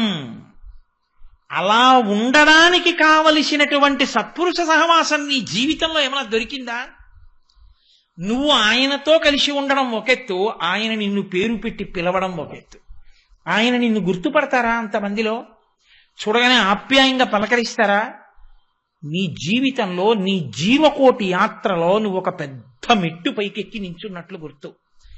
ఆ పాటి పరిచయం ఉందిగా, చాలు నీ జన్మకి. ఈ స్థితి నిలబెట్టుకోవాలి. నిలబెట్టుకోవాలంటే చాలా జాగరూకతతో ఉంటే అంతేవాసివి కాగలవంటే మనసులో జ్ఞాపకానికి ఉంటావు. ఈ స్థితిని నువ్వు పొందుతూ ఉంటే కుశలం. ఇది ఎవరిస్తారు ఇటువంటి అభ్యున్నతిని? నీకు రాకపోయినా వచ్చినవాడు ఒకడు ముందు నడిస్తే వాడు చేయబట్టుకుంటే నువ్వు అదే పొందుతావు కదండి. శేషాద్రి ఎక్స్ప్రెస్ ఎక్కి పడుకున్నవాడు ప్రత్యేకంగా తిరుపతి వెళ్ళక్కర్లేదు, తెల్లారేపటికి తిరుపతిలోనే ఉంటాడు. ఎందుకంటే శేషాద్రి తిరుపతి వెళ్ళింది కాబట్టి. సత్పురుషుడి చొక్కా పట్టుకున్నవాడు సత్పురుషుడు చేరిన చోటికే చేరుతాడు. ఎందుకు చేరుతాడు? అథవా కొంత దూరమైనా చేరిపోతాడు కదండి. ఆయనంత ఉపాసన బలం లేకపోవచ్చేమో కానీ ఆయనతో ఊళ్ళోకి వెళ్ళాడు, తెల్లవారులేస్తే ఆయన ఇంటికి వెళ్ళాడు, ఆయన చెప్పిన మాటలు పాటించాడు, ఆయన మీద నమ్మకం పెంచుకున్నాడు, ఆయన చెప్పింది విన్నాడు. ఓ గురువుగారు గురువుగారు గురువుగారు అన్నాడు, భక్తితో మార్చుకున్నాడు జీవితాన్ని. జీవనయాత్రలో పెద్ద పెనుమార్పు వచ్చిందా లేదా? ఇది రావడానికి హేతువు సత్పురుషులతో సహవాసం. ఇది ఏర్పడితే కుశలం. మీకు ఎలా దొరుకుతాడు సత్పురుషుడు? సత్పురుషుడు అన్నవాడెవరు? ఆయనకి ఏ కోరిక లేదు, ఆయనకే ఇది పొందుదామని లేదు. ఇది పొందుదామని లేనివాడు మీ దగ్గర ఎందుకోసం ఆశ్రయిస్తాడు? మీ వల్ల ఏ ప్రయోజనం కలగాలని కోరుకుంటాడు ఆయన? ఆయన ఏం కోరుకోడు. మీరు ఆయనతో కలిసి ఉన్నా ఆయనకి అంతే సంతోషం, మీరు ఆయన్ని విడిచిపెట్టేసినా ఆయనకి అంతే సంతోషం. ఆయన పట్టుకున్న నాడు పొంగిపోడు, విడిచిపెట్టిన నాడు ఏడుస్తూ కూర్చోడు. ఎందుకంటే ఆయనకి తెలుసు లోకంలో ఎవరిని పట్టుకోవాలో ఆయనకి తెలిసి ఉన్నవాడు కాబట్టి ఈ పట్లకి ఈ విడుపులకి ఆయనేం బాధపడిపోయేవాడు కాడు, పొంగిపోయేవాడు కాడు. కానీ పట్టుకోవలసిన కర్తవ్యం ఎవరి మీద ఉంది? నీ మీద ఉంది. ఆ పట్టు నీకు తెలిసిందా? అది తెలిసేట్టు చెయ్యగలిగిన ప్రజ్ఞ ఎవరిలోంచి ప్రకాశిస్తోందో వాడికి శివుడని పేరు. ఆ శివానుగ్రహం ఉంటే నీకు సత్పురుష సహవాసము లభిస్తుంది. కాబట్టి ఇన్నిటిని ఇవ్వగలిగిన వాడెవరు? ఆయన శివుడు అంది. కాబట్టి చూడండి, ఇంకా నేను కొన్ని విడిచిపెట్టేస్తున్నాను. ఎందుకని అంటే నేను ఈ శివనామం దాటకపోతే మహేశ్వర నామంలోకి ఎప్పుడు వెళ్ళను? కాబట్టి భయం. నిన్ననే నాకు ఇంటికి వెడుతున్నప్పుడే కారులో నానాజీ గారు లెక్క చెప్పారు, నువ్వు ఇన్ని పూర్తి చేస్తుండాలి రోజు. నిన్ను అడుగుతా మళ్ళీ కారు ఎక్కినప్పుడు, ఇన్ని చేశావా అని అడుగుతాను. ఒళ్ళు జాగ్రత్త పెట్టుకో, అన్ని నామాలు పూర్తి చెయ్యి అని చెప్పారు. కాబట్టి నేను శివనామం దగ్గరే ఉండిపోతే ఎలా? కాబట్టి ఇన్నింటిని ఇవ్వగలిగిన వాడు శివుడు. ఇందులో మీకు నాకు అక్కర్లేదండి ఇవేవి అన్నవాళ్ళు ఎవరైనా ఉన్నారు ఈ సభలో అని నేను అనుకోవట్లేదు కదండి. ఇవన్నీ కావాలి. ఇవన్నీ కావాలంటే శివుడు కావాలి. అయితే ఇక్కడ ఒక ప్రశ్న, శివుడు కావాలంటే శివుడికి ఏమిస్తే మీ వాడవుతాడు కదండి. అసలు శివుడు మీ వాడవడానికి మీరేం చెయ్యాలి? అసలు ఇంకా పెద్ద విచిత్రం ఏమిటో తెలుసా అండి? మీ వాడవాలి అంటే ఆయనకి కూడా మీకులా అవసరాలు ఉన్నవాడై ఉండాలి కదూ. అవసరాలు ఉన్నవాడైతే మీరేమైనా ఇస్తే అవసరం తీర్చుకుంటాడు. ఒకప్పుడైనా ఆకలి వేసింది అనుకోండి, ఓ యాపిల్ పండు ఇస్తే తింటాడు. ఒకప్పుడైనా దాహం వేసింది అనుకోండి, కాసిన మంచినీళ్ళు ఇస్తే తాగుతాడు. ఒకప్పుడైనా పంచి కట్టుకోవాల్సిన వాడు అనుకోండి, మీరు పంచిస్తే ఇవాళ రేపో ఎప్పుడో అప్పుడు కట్టుకుంటాడు దాన్ని కదా. ఆయన గురించి శాస్త్రం ఏం చెప్తోందో తెలుసా అండి? శివుడి గురించి ఆయన అత్యంత పరిశుద్ధాత్మని, ఆయన అత్యంత, ఇంక నీకు ఇంత అంతా చెప్పడానికి వీలు లేనంత పరిశుద్ధమైనటువంటి ఆత్మ కలిగినటువంటి వాడై త్యచోహం శివ ఉచ్యతే, అటువంటి వాడు శివ అని చెప్పబడుచున్నాడు. అత్యంత పరిశుద్ధాత్మనే అన్న మాటకు అర్థం ఏమిటో తెలుసా అండి? 3 మలములు లేనివాడు అని అర్థం. సమస్త జీవకోటికి 3 మలములు ఉంటాయి. ఆణవ మలము, కార్మిక మలము, మాయిక మలము అని 3 మలాలు. ఆణవ మలము అంటే మీరు ఏ ప్రాణిని తీసుకోండి, అందులో పంచభూతాలు ఉంటాయి. ఆ పంచభూతాలే పృథివీ, ఆపస్తేజో, వాయువు, ఆకాశాలు. నేనున్నాను అనుకోండి, ఈ శరీరం, దీనికి పృథివీ ఇలా అంటే మట్టి వస్తుంది. తేజో, ఇందులో కొంత వేడి ఉంటుంది. వాయు, ఇందులోకి గాలి వెళ్ళి పైకి వస్తుంది. నీరు, కొంత నీరు ఉంటుంది, ఎప్పుడు రక్తమే నీటి రూపం ప్రవహిస్తూ ఉంటుంది. ఆకాశ, ఖాళీ జాగాలు ఉంటాయి. మెదడులో నరాల దగ్గర నుంచి గుండె కవాటాలు లోపలంతా కడుపులో ఖాళీ జాగాలు ఉంటాయి. అవి లేకపోతే ప్రమాదం. మూసుకున్నాయనుకోండి బ్లాక్ పడిపోయింది అంటారు కదా. కాబట్టి ఖాళీ జాగాలు ఉంటాయి. ఇవి అన్నిటి యందు ఉంటాయి, సమస్త ప్రాణుల యందు ఉంటాయి. కానీ ఈ పంచభూతములతో తయారు చేయబడిన శరీరం ఉన్నవాడు, ఈ పంచభూతములతో సమస్తమును తయారు చేసిన వాడు, వాడెవరో వాడు ఆణవ మలము లేనివాడు. కాబట్టి అసలు ఇలాంటి శరీరం ఆయనకి లేదు. ఈ శరీరాలన్నీ మాత్రం ఆయనే చేశాడు. కాబట్టి ఇప్పుడు ఇలాంటిది లేదు కదండి. లేనప్పుడు ఎలాంటిది ఉందో పక్కన పెట్టండి. నేను ఒక మాట చెప్తాను. వ్యోమవత్వ్యాప్త దేహాయ, ఆకాశమంత దేహం ఉంది. ఓ పంచిల చాపు ఇవ్వండి. మీ దగ్గర ఉందా ఏమన్నా అలాంటి చాపు? ఆయన కట్టుకోవడానికి సరిపోతుందా అది? అందుకే శంకరాచార్యులు వారు శివానంద లహరి చేస్తే ఆశ్చర్యకరమైనటువంటి శ్లోకం ఒకటి చేశారు ఆయన. ఈశ్వర గంధే గంధ వహాత్మతాన్న పచనే, నీకు నేను గంధం రాస్తాను కానీ నాకు వాయువు అంశిస్తావా అని అడిగారు. అప్పుడు అంతా నిండిపోయిన వాడికి అంతటా నిండిపోయిన వాయువై గంధం రాయొచ్చు. ఎంత ఉన్నాడని మీరు రాస్తారు? పంచభూతములతో తయారు కానివాడు అంతటా నిండిపోయిన వాడికి మీరు పంచిల శాపం ఏమిస్తారు? వస్త్రం సమర్పయామి. ఆయన వేసుకునే రుద్రాక్షమాల మీ దగ్గర ఉందా? ఆభరణం సమర్పయామి. ఆయన నాగాన్ని వేసుకుంటాడు, మీరు తెచ్చేస్తారా పావుని? ఆయన ఒంటికి అలదగలిగినంత విభూతి మీ దగ్గర ఉందా? ఏమిస్తానని మీరంటారా ఆణవమలం లేని వాడికి? కార్మిక మలము. కార్మిక మలము అంటే ఏమిటో తెలుసా అండి? జీవుడు వాడే శరీరాలు మార్చుకున్నాడు. ఇత పూర్వం కొన్ని కోట్ల శరీరములలో ఉన్నప్పుడు చేసుకున్నటువంటి పాప పుణ్యములు పెద్ద పెద్ద పర్వతాల్లా పడిపోయి ఉంటాయి. చేసుకున్న కర్మల వలన పాప పుణ్యములు పర్వతముల వలె పడి ఉన్న జీవుడెవరో వాడు కార్మిక మలమున్నవాడు. ఆ పాప పుణ్యములే అనుభవంలోకి వస్తుంటాయి. ఆయనకి పాపము లేదు, పుణ్యము లేదు, కాబట్టి కార్మిక మలము లేదు. మాయిక మలము అంతటా ఉన్నాడని ఉపన్యాసం చెప్తాను. అరోపదేశ వేళాయాం సర్వే వ్యాస పరాశరాహ. ఇంకోటికి చెప్పమంటే అందరూ పరాశరులు, వ్యాసుడే.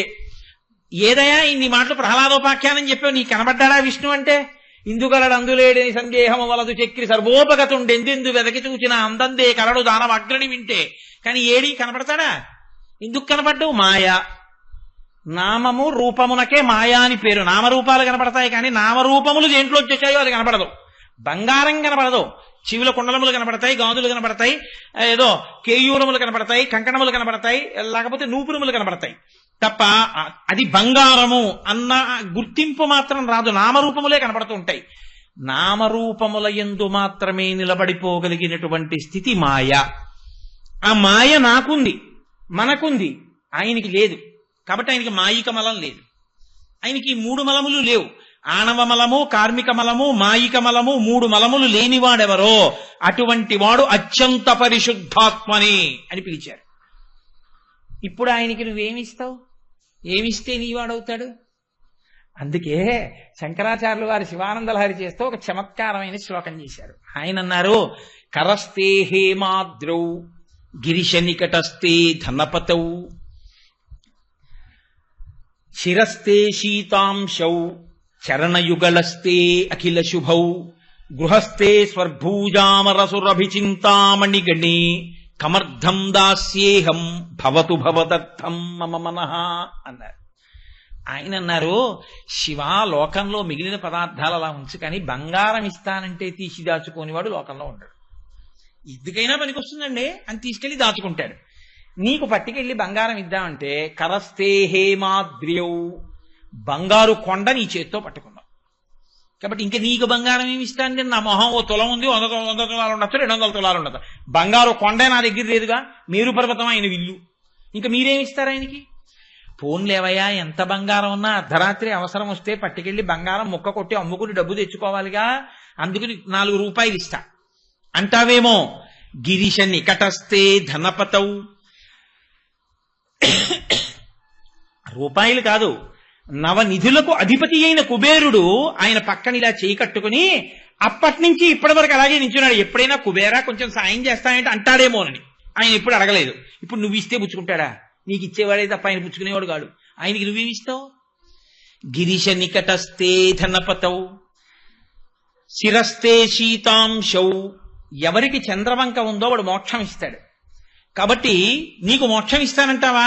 ఆయనే మోక్షం ఇచ్చేవాడన్నానికి గుర్తు ఆయన చంద్రరేఖని ధరించి ఉన్నాడు. చంద్రోద్భాసిత శేఖరే స్వరహరే గంగాధరే శంకరే సర్పైర్భూషిత కంఠకర్ణ వివరే నేత్రోద్ధ వైశ్వానరే దంతిత్వకృత సుందరాంబరధరే త్రైలోక్య సారేహరే మోక్షార్థం కురు చిత్తవృత్తి మమలాం అంతయిస్తు కింకర్మభిః అని శంకరులు స్తోత్రం చేశారు. అటువంటి చంద్రరేఖ తల మీద ఉన్నవాడు మోక్షమును నీకిస్తాడు. నువ్వు ఆయనకేమిస్తావు? ఆయనకి ఇవ్వడానికి నీ దగ్గర ఏం లేదు, నువ్వు ఆయనకి ఇవ్వలేవు. మోక్ష సుఖమునే ఇవ్వగలిగిన వాడు కామకోటి. కామకోటి అంటే ఎంత సుఖము నీకు కావాలో అంత సుఖమును మోక్ష సుఖము వరకు ఇవ్వగలిగినటువంటి తల్లి కామకోటి. ఆ కామకోటి అయ్యవారు శివుడు. అటువంటి శివుడు మోక్షమునే ఇవ్వగలడు. అటువంటి వాడికి నువ్వేమిస్తావు? శిరస్తే శీతాంశౌ చరణయుగళస్తే అఖిల శుభౌ. లోకంలో శుభము అన్నది ఏది ఉన్నదో మీకు ఇప్పుడేగా చెప్పే. శుభం అంటే అవన్నీ ఆయన పాదాల మీద పడి ఉంటాయి. మీ ఇంటికో తోరణం కట్టాలనుకోండి, ఆయన అనుగ్రహం కలిగితే ఇలా అంటాడు, అంటే ఆ శుభం ఎగిరొచ్చి మీ ఇంటికి తోరణం కింద వస్తుంది. కాబట్టి ఇంటికి తోరణం వచ్చింది అంటే ఆయన పాదం కదిపి విసిరాడు ఓ శుభాన్ని మీ మీద. అన్ని శుభములు ఆయన పాదాలను ఆశ్రయిస్తే ఆయనకి శుభం నువ్వేం చేస్తావు? కాదులేండి, ఇంకేమన్నా చూస్తానంటావా? గృహస్థే స్వర్భూజామరసురభి చింతామణిగణే. అసలు ఇలా చింతించేటప్పటికే కోరిక తీర్చేసే చింతామణులతో ఆయన ఇల్లు కట్టుకున్నాడు. ఒక్క చింతామణి ఉంటే మీరు ఇలా చింతించేటప్పటికే, అబ్బా దీని బదులు కూలర్ ఉంటే బాగుండంటే ఇది కూలర్ అయిపోతుంది, దానికి చింతామణి అని పేరు. అలాంటి చింతామణి ఒకటి ఉంటే అంత గొప్పది. ఆయన చింతామణులతో కట్టిన ఇంటిలో ఉంటాడు. కాదు, అసలు లోకమునకంతటికీ చింతించిన కోరికలు ఇవ్వగలిగినటువంటి చింతామణులకు చింతామణి అయిన కామాక్షి పాణిని పట్టుకున్నవాడు చింతామణి పాణిగ్రాహి. పశ్చిమ బెంగాల్లో ఇప్పటికే ఆ పేరు పెట్టుకుంటుంటారు, చింతామణి పాణిగ్రాహి అని. కాబట్టి చింతామణులతో ఇల్లు కట్టుకున్నవాడు, కామధేనువు తనదైన వాడు, కల్పవృక్షముల యొక్క తోటయందు విహరించేటటువంటి వాడు, ఆయనకి నువ్వేమిస్తావు? గృహస్థే స్వర్భూజామరసురభి చింతామణిగణే. ఒక్కటుంది శివా నా దగ్గర అది ఇస్తానన్నారు. ఏమిటో తెలుసా? ఇవన్నీ నీవేమో, నీది కాదు నాదన్నదొక్కటి ఉంది నా మనస్సు. అది మాత్రం అంటూ ఉంటుంది, నా అంతదాన్ని నేనంటుంటుంది. ఇవన్నీ నావంటుంది తప్ప ఇవన్నీ వాడి వందగా. అందుకని దీన్ని నీకు ఇచ్చేస్తాను. కమర్థం దాస్యేహం భవతు భవదర్థం మమ మనః. నీ మనసుని తీసుకెళ్ళి అక్కడ పెట్టావా శివుడు ఈ వాడైపోతాడు. అదొక్కటే మీరు పెట్టడానికి ఉన్న వస్తువు. అందుకే శంకర భగవత్పాదులు శివానందలహరి చేస్తూ గభీరే కాసారే విశితి విజనే ఘోర విపినే విశాలే శైలేషు భ్రమత కుసుమార్థం జనమతి సమర్పీ చేత సరసిజముమానాధ భవతే సుఖేనావస్థాతుం జనహ నజానాతి కిమహో అంటారు. ఎందుకునా ఎక్కడో నీళ్లలో కెడతావు, సరోవరాల్లో కెడతావు, తామరపూలు తీసుకొస్తావు, కొండలెక్కుతావు, మారేడు దళాలంటావు, ఇంకో చోటు కెడతావు, తులసి దళాలంటావు, ఇంకో చోటు కెడతావు, ఏవో కరవీర పుష్పాలంటావు, సన్నజాజులు అంటావు, పందిళ్ళు ఎక్కుతావు, పాకలు ఎక్కుతావు, అన్ని తీసుకొస్తావు, ఆయన మీద వేస్తావు, నీ మనసు మాత్రం అక్కడ పెట్టావు.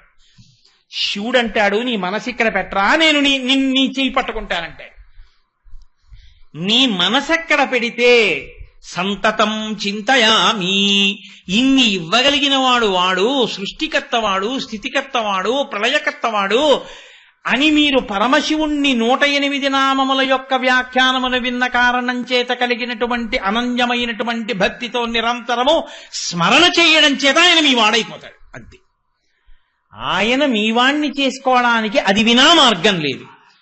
మిగిలినవి ఎన్ని ఉండి అదొక్కట్లేదనుకోండి, వాడు పొందేది అమంగళమే. ఎక్కడ నిరూపించారో తెలుసా అండి ఘట్టాన్ని? విష్ణు భాగవతం అంటారు. భాగవతంలో దక్ష ప్రజాపతి యజ్ఞం చేశాడు. ఏమి లేవు ఆయనకి వేదం చదువుకున్నాడు. ఆయన బ్రహ్మగారి సభ కెడతాడు, బ్రహ్మగారి సభలో కూర్చుంటాడు, ఆయనకి అన్నీ ఉన్నాయి. ఆయన అదృష్టం ఏమిటంటే సాక్షాత్తు పరాశక్తి ఆయన అనుగ్రహించి ఆయనకి కూతురుగా పుట్టింది. దాక్షాయణి అని పేరు పొందింది ఆయన కీర్తి నిలబెట్టడానికి. ఇన్ని పొందినవాడు ఏం చేశాడు? చిట్ట చివర శివుడు తప్ప వినా మిగిలిన వాళ్ళందరికీ నేను హవిస్సులు ఇస్తానని నిరీశ్వర యాగం ఒకటి మొదలెట్టాడు. ఏముంది ఇప్పుడు? బాహ్యంలో అన్నీ ఉన్నాయి ఆయనకి. దేవతలు వచ్చారు, ఋషులు వచ్చారు, చాలా మంది వచ్చారు అక్కడికి. అబ్బో దక్షుడు ఎంత గొప్పవాడో అన్నారు. ఏమిటి వద్దనుకున్నాడు ఆయన? శివుడు ఒక్కడనే వద్దనుకున్నాడు. శివుడు ఒక్కడనే వద్దనుకుంటే మరణవాంగ్మూలం అంటారు. మరణవాంగ్మూలం అంటే శరీరం విడిచిపెట్టిపోయే ముందు చెప్పే మాటకి అత్యంత ప్రాధాన్యత ఉంటుంది. ఇంకది పరమసత్యం. అమ్మవారు లోకానికంతటికీ ఒక సత్యాన్ని చెప్పి ఎప్పుడు ఎవ్వరూ పాడవకుండా చేయడం కోసం ఒక వాంగ్మూలం ఇచ్చింది భాగవతంలో. భవో నహోద్వేష్టి శివం శివేతరహ అంది. శివుడు అక్కర్లేదని మిగిలినవన్నీ పట్టుకున్న నీకు శివం ఎక్కడి నుంచి వస్తుంది అని అడిగింది. శివం అంటే నేను ఇందాక చెప్పినవన్నీ ఎక్కడి నుంచి వస్తాయిరా? ఓరి పిచ్చాడా, ఎందుకు నీకు శివుడంటే కోపం? పరగచితాస్తి భస్మ నృకపాల ధరుండు పిశాచయుక్తుడని శర్వు నమంగళుగా తలంపరెవరున్ ఒక్క నీవు తప్ప. మరి వాక్పతి ముఖ్యులం మహాత్ము చరణ సరోజ లేశములన్ సమ్మతిదాల్సరే మస్తకంబులన్. ఏడి పిచ్చెక్కి మాట్లాడుతున్నావు? శ్మశానంలో తిరుగుతాడంటావు, పిశాచయుక్తుడంటావు, ఆయన ఒంటికి బూది పూసుకుంటాడంటావు. నీకు నేనొక్క మాట చెప్తాను రా దక్షా. తండ్రి అన్న మాటకు అర్థం ఏమిటో తెలుసా? కడుపున పుట్టిన 15 మంది కొడుకులుంటే 5 దొంగలు, 5 ఐఏఎస్ ఆఫీసర్లు, 5 ఐపీఎస్ ఆఫీసర్లు అయినా 15 మందికి తండ్రి తప్ప 5 ఐఏఎస్లకే తండ్రిని, 5 ఐపీఎస్లకి తండ్రిని, ఈ 10 మందికే తండ్రిని కానీ 5 దొంగలకి నేను తండ్రిని కానన్నవాడు తండ్రి ఎలా అవుతాడు? 15 మంది కొడుకులే ఆయనకి. 15 మంది కొడుకులే ఈ 5 కోసమే ఆ 5 వెతుకుతున్నారు. తండ్రి గారి షష్ఠి పూర్తికి ఈ 5 వచ్చారు, ఈ 5 వచ్చారు, ఈ 5 వచ్చారు. ఈ 5 దొంగల ఎదుట చాలా బంగారు వస్తువులు కనబడ్డాయి. తీస్తారా? తీరు. ఎందుకు తీరో తెలుసా అండి? నాన్నగారి షష్ఠి పూర్తి అవుతోంది. నాన్నగారి దగ్గర నిలబడ్డాం మనం శతఛిద్రాభిషేకానికి. ఇప్పుడు మనం ఏమైనా చేస్తే నాన్నగారి పరువు పోతుంది. అందుకని వాడు దొంగతనం చేయలేదు. భూతప్రేత పిశాచములు కూడా ఈశ్వరుడు యొక్క సృష్టే అయినప్పుడు ఆయన బిడ్డలే అవి కూడా. ఆయన వాటిని అణిచి ఉంచాడు కాబట్టి మీరు నేను ఇలా బతికున్నాం. ఆయన ఇవి నా బిడ్డలు కాదని వదిలేస్తే ఇంక శివాలయం పునరుద్ధరణ ఏమిటి, సభ ఏమిటి, ఉపన్యాసం ఏంటి, వచ్చి ఎప్పుడో పడిపోతాయండి కదండి. ఉత్తిష్టంతో భూత పిశాచాహ అంటే అంత తేలిగ్గా పోతాయేంటి? మీరు ఘంటారామం చేసి మేము శివాభిషేకం చేస్తున్నాం, మీకు మాకు గొడవలేదు వెళ్ళిపోండి అంటే వెళ్ళిపోతాయి. ఎందుకని? ఆయన బిడ్డలే. అయ్యో వీడు పనికొచ్చే కొడుకు ఐపీఎస్ ఐఏఎస్, మనం దొంగలం కాబట్టి మనం మాట తండ్రి గారి దగ్గర మనకు అల్లరొద్దు, వెళ్ళిపోదాం. తండ్రితనంలో ఉన్న పూర్ణత్వం పరమశివుని యొక్క తత్వం. అందుకని ఆయన దగ్గర అందరూ ఉంటారు. నీకేమర్థమైంది? బూడిద. ఆయన పిశాచయుక్తుడు అంటావేంటి? నీకేమీ అర్థం కాకపోగా శివుని నింద చేస్తావేంటి? అంత పలికి మారిన వాడు శివుడైతే చతుర్ముఖ బ్రహ్మగారు ఆయన కాళ్ళు కడిగి నీళ్లు ఎందుకు చల్లుకుంటున్నాడు? ఒక్కసారి అహంకరించాడు బ్రహ్మగారు లోకంలో. ఆయనకి 5 తలకాయలు ఉండేవి, శివుడికి 5 తలకాయలని అంతే. శంకరాచార్యుల వారు సౌందర్యలహరిలో దెప్పి పొడిచారు. అమ్మా నువ్వు ఎందుకు రక్షించావో నాకు తెలుసులే అమ్మా అన్నారు. 5 ముఖములున్నవాణ్ణి అని అహంకరిస్తే నకేభ్య సంత్రసన్ ప్రథమమథనాదం దకరిపోహో. ఆయన ఏం కష్టపడలా శివుడు. ఏమిట్రో నీకు 5 తలకాయలు నాకు 5 తలకాయలు కాబట్టి సమానం అనుకుంటున్నావా? అనో తలకాయల గిల్లీశాడు. దానికి ఏం పెద్ద యుద్ధం లేదు, గిల్లీశాడు. నకేభ్య సంత్రసన్, గోటితో ఇలా గిల్లీశాడు పువ్వుల. యుద్ధం చేసేవాడు ఒకరిని పడగొట్టి ఇంకోటిని పడగొట్టాలంటే మళ్ళీ యుద్ధం చేయాలి. గోటితో గిల్లేసేవాడికి ఏముందండి, నేనే గిల్లేస్తాడు కదండి. ఇప్పుడు అయ్య బాబాయ్ మిగిలిన 4 కూడా గిల్లేస్తాడేమో అని భయపడి ఈయనేం చేశాట, ఈ 4 తలకాయలు పట్టుకెళ్ళి అమ్మవారి చేతుల కింద పెట్టాట. అమ్మవారి 4 చేతుల కింద మృణాళీ మృద్వీనాం తవ భుజ లతానాం చతసృణాం. అమ్మా నేను పద్మంలోంచి పుట్టాను, నీ చేతిలో పద్మాల్లో ఉంటాయి కాబట్టి మన ఇద్దరికి సంబంధం ఉంది కదూ, కాబట్టి నా 4 తలకాయలు నీ చేతులతో రక్షించమ్మా అంత గిల్లేస్తాడు అన్నట్ట. అంటే అమ్మవారు 4 చేతులు పెట్టి అని ఆయన వంక చూసి వదిలిపెట్టేశాడు.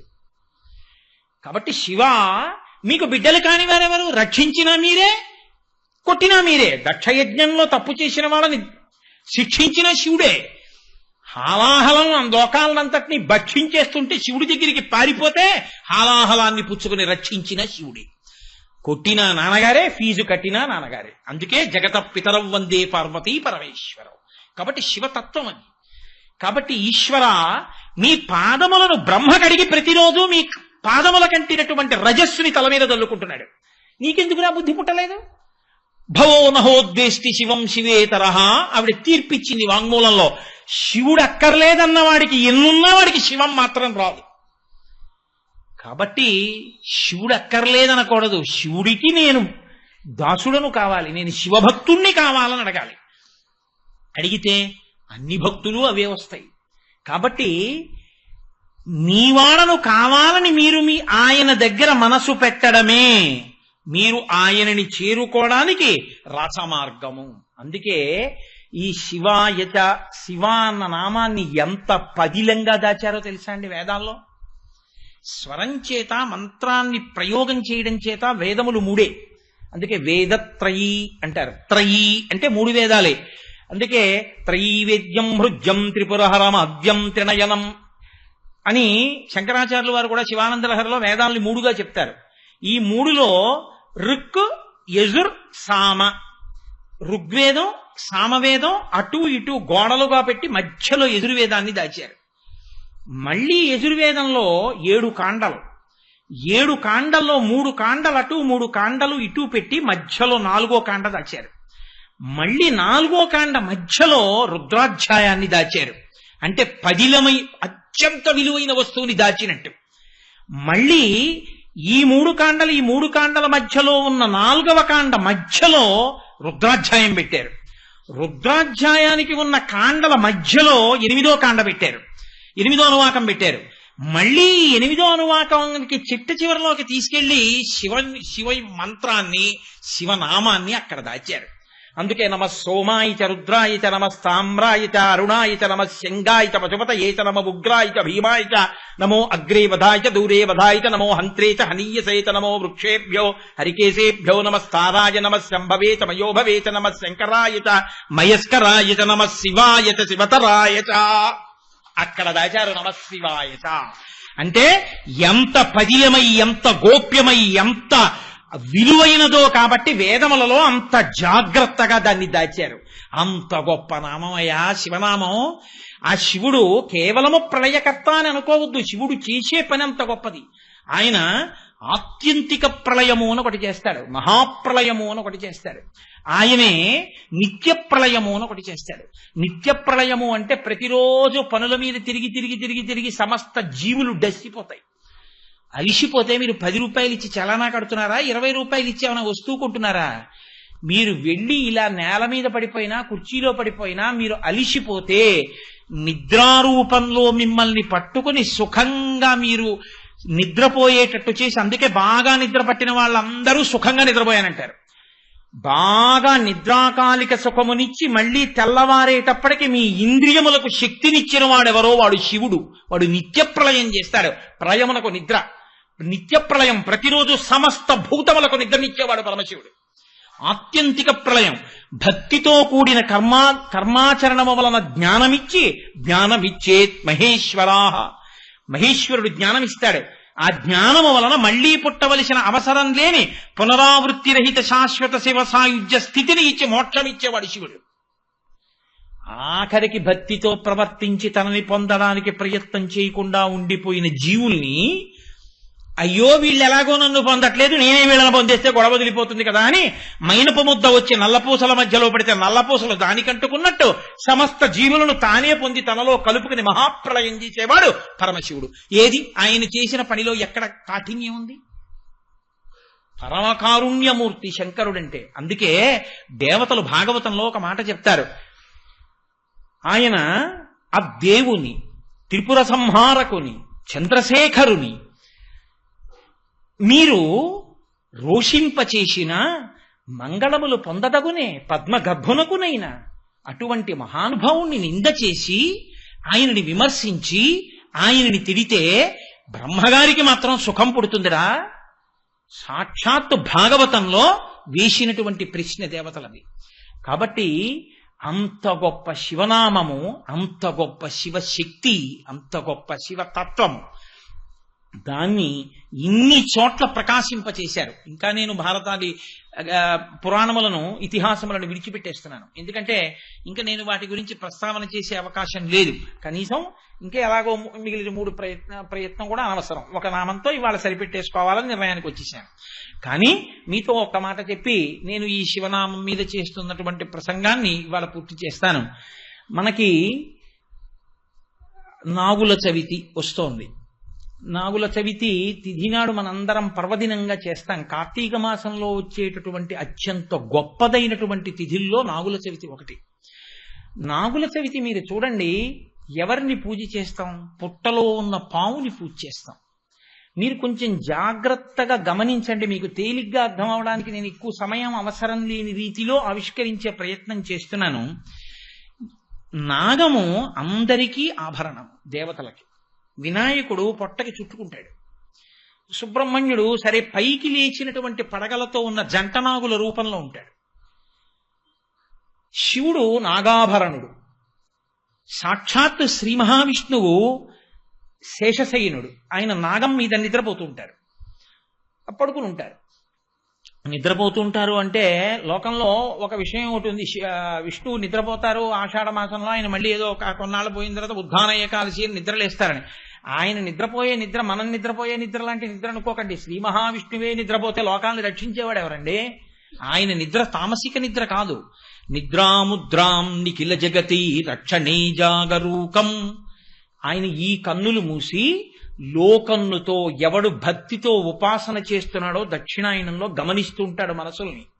అంతటి శక్తి స్వరూపమై పడుకుంటాడు. అందుకే ఆయన పడుకున్న కాలం అంతా ఉపాసన కాలం దక్షిణాయనం తప్ప ఆయన నిద్ర తామసిక నిద్ర కాదు.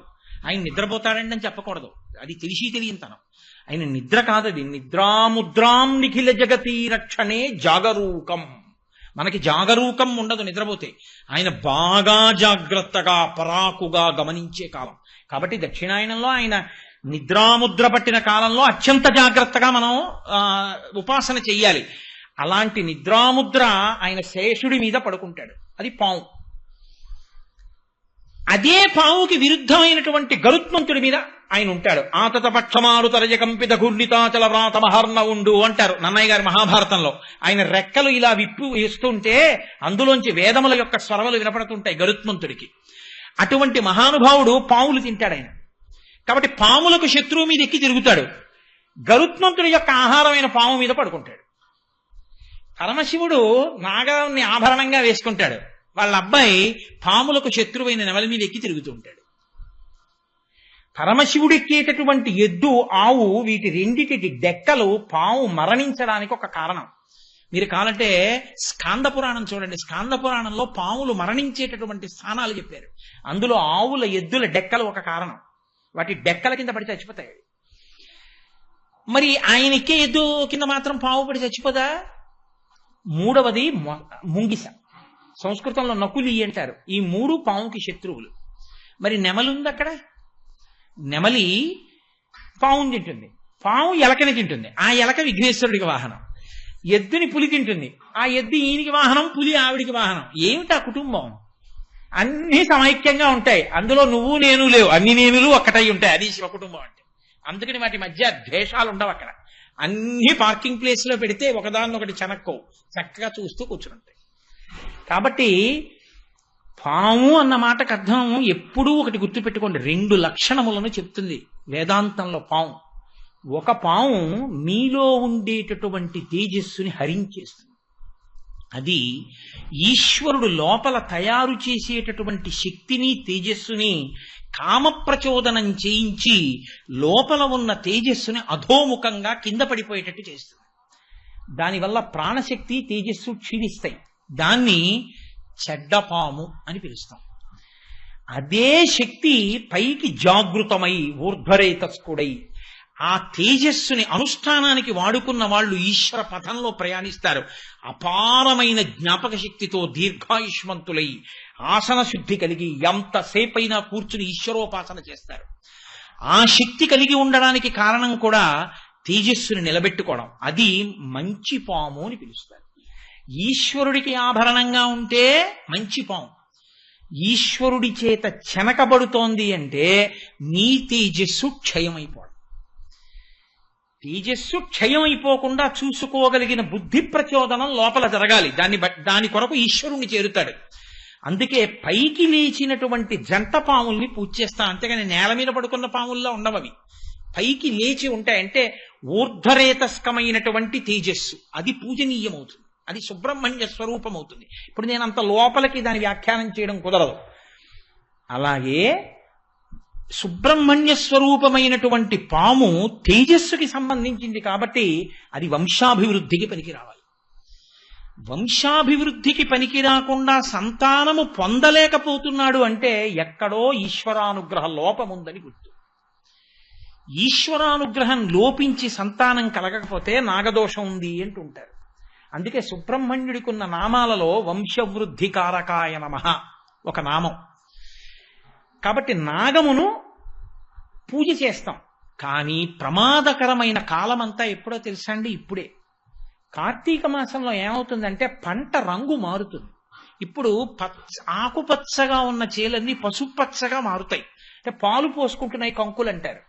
ఈ సమయంలో రైతు ఏం చేస్తాడంటే తన గుండెల వరకో కడుపు వరకో పెరిగిపోయినటువంటి పొలానికి మధ్యలో ఉన్న సన్నని కాలిబాట మీద నడుస్తూ కిందకి చూడడం, పైకే చూస్తూ మొక్కలన్నిటి మీద మందు చల్లుతాడు, లేకపోతే చిలకల్ని వాటిని తరుగుతూ ఉంటాడు. అప్పుడు ఇలా పైకే చూస్తాడు. సన్నని ఇరుకైన కాలిబాట మీద రైతు వస్తున్నాడన్న విషయం తెలియక ఏ ఎలకని తిందామనో లేకపోతే ఎలకని తిని ఉన్న కారణం చేతో కప్పని మింగి ఉన్న కారణం చేతో ఆ చిన్న కాలిబాట మీద అట్నుంచి ఇటుకు పడుకుంటుంది పాము. ఈయన వెళ్ళి దాన్ని తొక్కుతాడు. అక్కడి నుంచి దానికి క్లేశం కలుగుతుంది. ఈయన బెంగపెట్టుకుని అది ఈయన్ని చూసిందేమో ఏమైనా చేసిందేమో అని దాన్ని చంపుతాడు. చంపిన దగ్గర నుంచి బెంగెట్టుకుంటాడు, అయ్యో నేను ఆ పావును చంపాను, అంత పెద్ద పావును చంపాను, ఏమవుతుందో ఏమవుతుందో ఏమవుతుందో అంటుంటాడు. మా ఈశ్వర, మేము మీ యందు సుబ్రహ్మణ్య స్వరూపాన్ని చూసి వంశవృద్ధి కారకమై మేము ఈశ్వరుణ్ణి చేరుకోవడానికి కారకమైన తేజస్సుని చూసి పూజ చేసే వాళ్ళమే కానీ మేము వైరభావనతో చంపడం అన్నది మాకు జీవితంలో ఎప్పుడూ లేదు. మాకు సనాతన ధర్మంలో వేదం అలా చెప్పలేదు. మీ యందు మేము ఈశ్వరుణ్ణే చూసి పూజ చేస్తాం. కానీ మా కర్మ కాలి రైతు తొక్కితే రైతుదే పాపం అనుకోకండి. ఆయన పట్టుకొచ్చిన అన్నం మీరు తింటలా, మీకు వస్తుంది ఆ పాపం. కాబట్టి ఆ అన్నం తినకపోతే మీకు నాకు బతుకు లేదు. కానీ మీకోసం నా కోసం ఆయన తొక్కుతున్నాడు, ఆయన కొడుతున్నాడు. ఈ పాప నివారణ చేసుకోవడానికి కార్తీక మాసంలో ప్రత్యేకించి నాగుల చవితి నాడు పాప నివారణ కొరకు పుట్ట దగ్గరికి, అది ఉండే స్థానం దగ్గరికి మనం పెడతాం. వెళ్ళి పాలు పోసి అందరం, అంటే పండితుడా పామరుడా, ఏదో గొప్ప ఉపాసన చెయ్యడానికి అనువైనటువంటి సంస్కారములు పొందినటువంటి స్థితిలో పుట్టినవాడా, ఏ సంస్కారము లేక ఏమీ తెలియనిటువంటి స్థితిలో ఉన్నవాడా అని ఉండదు. ఆయన దగ్గరికి వెడితే చేసేది ఒకటి, పుట్టలో ప్రేమతో పాలు పోస్తాం. ఇది మా నిజస్థితి. మాకు మీ యందు ప్రేమ భక్తి, మేము చెనకడం మా ఉద్దేశ్యం కాదు. కాబట్టి నన్నేలు నా గన్న నన్నేలు తండ్రి, అక్కడికి వెళ్ళి దానికి పెద్ద సంస్కృత శ్లోకాలు పెద్ద హడావిడి ఉండవు. అక్కడికి వెళ్ళి పాలు పోసి అందరూ ఒక్కటే మాట చెప్తారు, నన్నేలు నా గన్న నన్నేదు తండ్రి, నేను పుట్టిన కులము నా ఇంటి వారు, ఆప్తమిత్రులకు వారు అందరైన వారు, చల్లగా చూడయ్య నా గన్న తండ్రి, పడగ తొక్కినచో పగవాడనుకోకు, నడుము తొక్కినచో నా వాడనుకో, తోక తొక్కినచో తొలగిపో తండ్రి, ఈ నూకలు పుచ్చుకొని మూకలను మాకిమ్ము, పిల్లల మూకలను మాకిమ్ము అని అడుగుతారు. ఎందుకంటే గృహస్థు సంతానాన్ని కదా కోరాలి, సంతానాభివృద్ధిని కోరుకోవాలి. ఆయన చేసిన దోషం వల్ల వచ్చినటువంటి అన్నాన్ని మేము తిన్నాం. ఆ అన్నములో పైకి ఉడికినది వీర్యమైంది. ఆ పైన ఉడికిన అన్నాన్ని తిని పురుషుడు వీర్యాన్ని పొందాడు. ఆ వీర్యము స్ఖలనమై భార్య యందు ప్రవేశించి సంతానకారకమవుతోంది. ఈశ్వర, తద్దోషము నన్ను కట్టి కుడుపకుండుగాక. ఆయన కూడా కావాలని చేసిన వాడు కాదు. మాకు అన్నం పెట్టడం కోసం ఆయన ఆరుగాలను శ్రమించి తప్పక సన్నని కాలిబాటలో నడిచి తొక్కాడు. కాబట్టి పడగ తొక్కాడని పగవాడనుకోవద్దు, నడుము తొక్కాడు కాబట్టి నీవాడనుకో, నడుము తొక్కినచో నా వాడనుకో, తోక తొక్కినచో తొలగిపో తండ్రి. ఒకవేళ తోక తొక్కితే బుస్సని లేవద్దు, తొలగిపో. ఆ దోషాన్ని అక్కడతో విడిచిపెట్టేసి ఈ నూకలు పుచ్చుకో. మూకలు మాకి, పిల్లల మూకలు మాకి, బంధువుల మూకలు మాకి, మా మీద కోపం పెట్టుకోకు. మేము ఈశ్వరుణ్ణి పొందగలిగిన తేజస్సు మాలో నిలబెట్టు, మా బుద్ధులను అలా ప్రచోదనం చెయ్యి అని సమస్త ప్రాణికోటి యందు ఈశ్వరుణ్ణి చూసి ఆరాధన చేయడమే తప్ప విగ్రహాలకు ఆరాధన కాదు. ఈశ్వరుణ్ణి చూసి ఆరాధన చేయడం. అంతర్బహిష్య తత్సర్వం వ్యాప్య నారాయణ స్థిత. మేము అన్నం తినేటప్పుడు ఏ ప్రాణికి చిన్న కష్టం కలిగినా మేము తట్టుకోలేని ఉదార హృదయం, సున్నిత హృదయం వేదం మమ్మల్ని అలా సంస్కరించిందని మనుష్య జన్మ యొక్క సార్థకతని ఆవిష్కరించుకోవడం నాగుల చవితి నాడు ప్రతివారు చేసేటటువంటి కర్తవ్యం. కాబట్టి చక్కగా ఆ కోణంలో మీ దగ్గర లేకపోతే నేను రేపు నాగబాబు గారికి ఇది రాసి పట్టుకొచ్చి ఇస్తాను. ఇక్కడ ఒక బోర్డు మీద రాస్తారు. మీ దగ్గర లేకపోతే అలా చదివితే సంస్కృతం లేదు కదండి అని మీరు అనుకోక్కర్లేదు. చక్కగా మీరు ఒక కాగితం మీద రాసుకుని పుట్ట దగ్గరికి వెళ్ళి నూకలిచ్చి ఏదో గుడ్డు వేస్తారు, పాలు వేస్తారు, వేసి ఆయనని నిష్కల్మష హృదయంతో ఈ కోణంలో ప్రార్థన చేయండి. మీ తేజస్సు ఈశ్వరుల్లో కలవడానికి హేతు అవుతుంది. మీ వంశం అవిచ్ఛిన్నంగా పరంపరాగతంగా కొనసాగడానికి హేతు అవుతుంది. అలా నాగదేవతని పూజించే రోజు నాగుల చవితి. ముందు చెప్తే కదా మీరేమైనా చేయడానికి అవకాశం ఉంటుంది. మీకు అన్నీ తెలుసు, తెలియనట్టు ఉంటారనుకోండి. అయినా ఏదో నా ఆతృత లేకుండా నేను నాగుల చవితి నాడు సాయంకాలం చెప్పాను అనుకోండి, మీరేమంటారు, ఇదేం అఘాయిత్యం రా, ఈ మాట ముందు పొద్దున్నన్నా చెప్పాలి, నిన్నన్నా చెప్పాలంటారు. అందుకుని ముందుగా చెప్తున్నాను.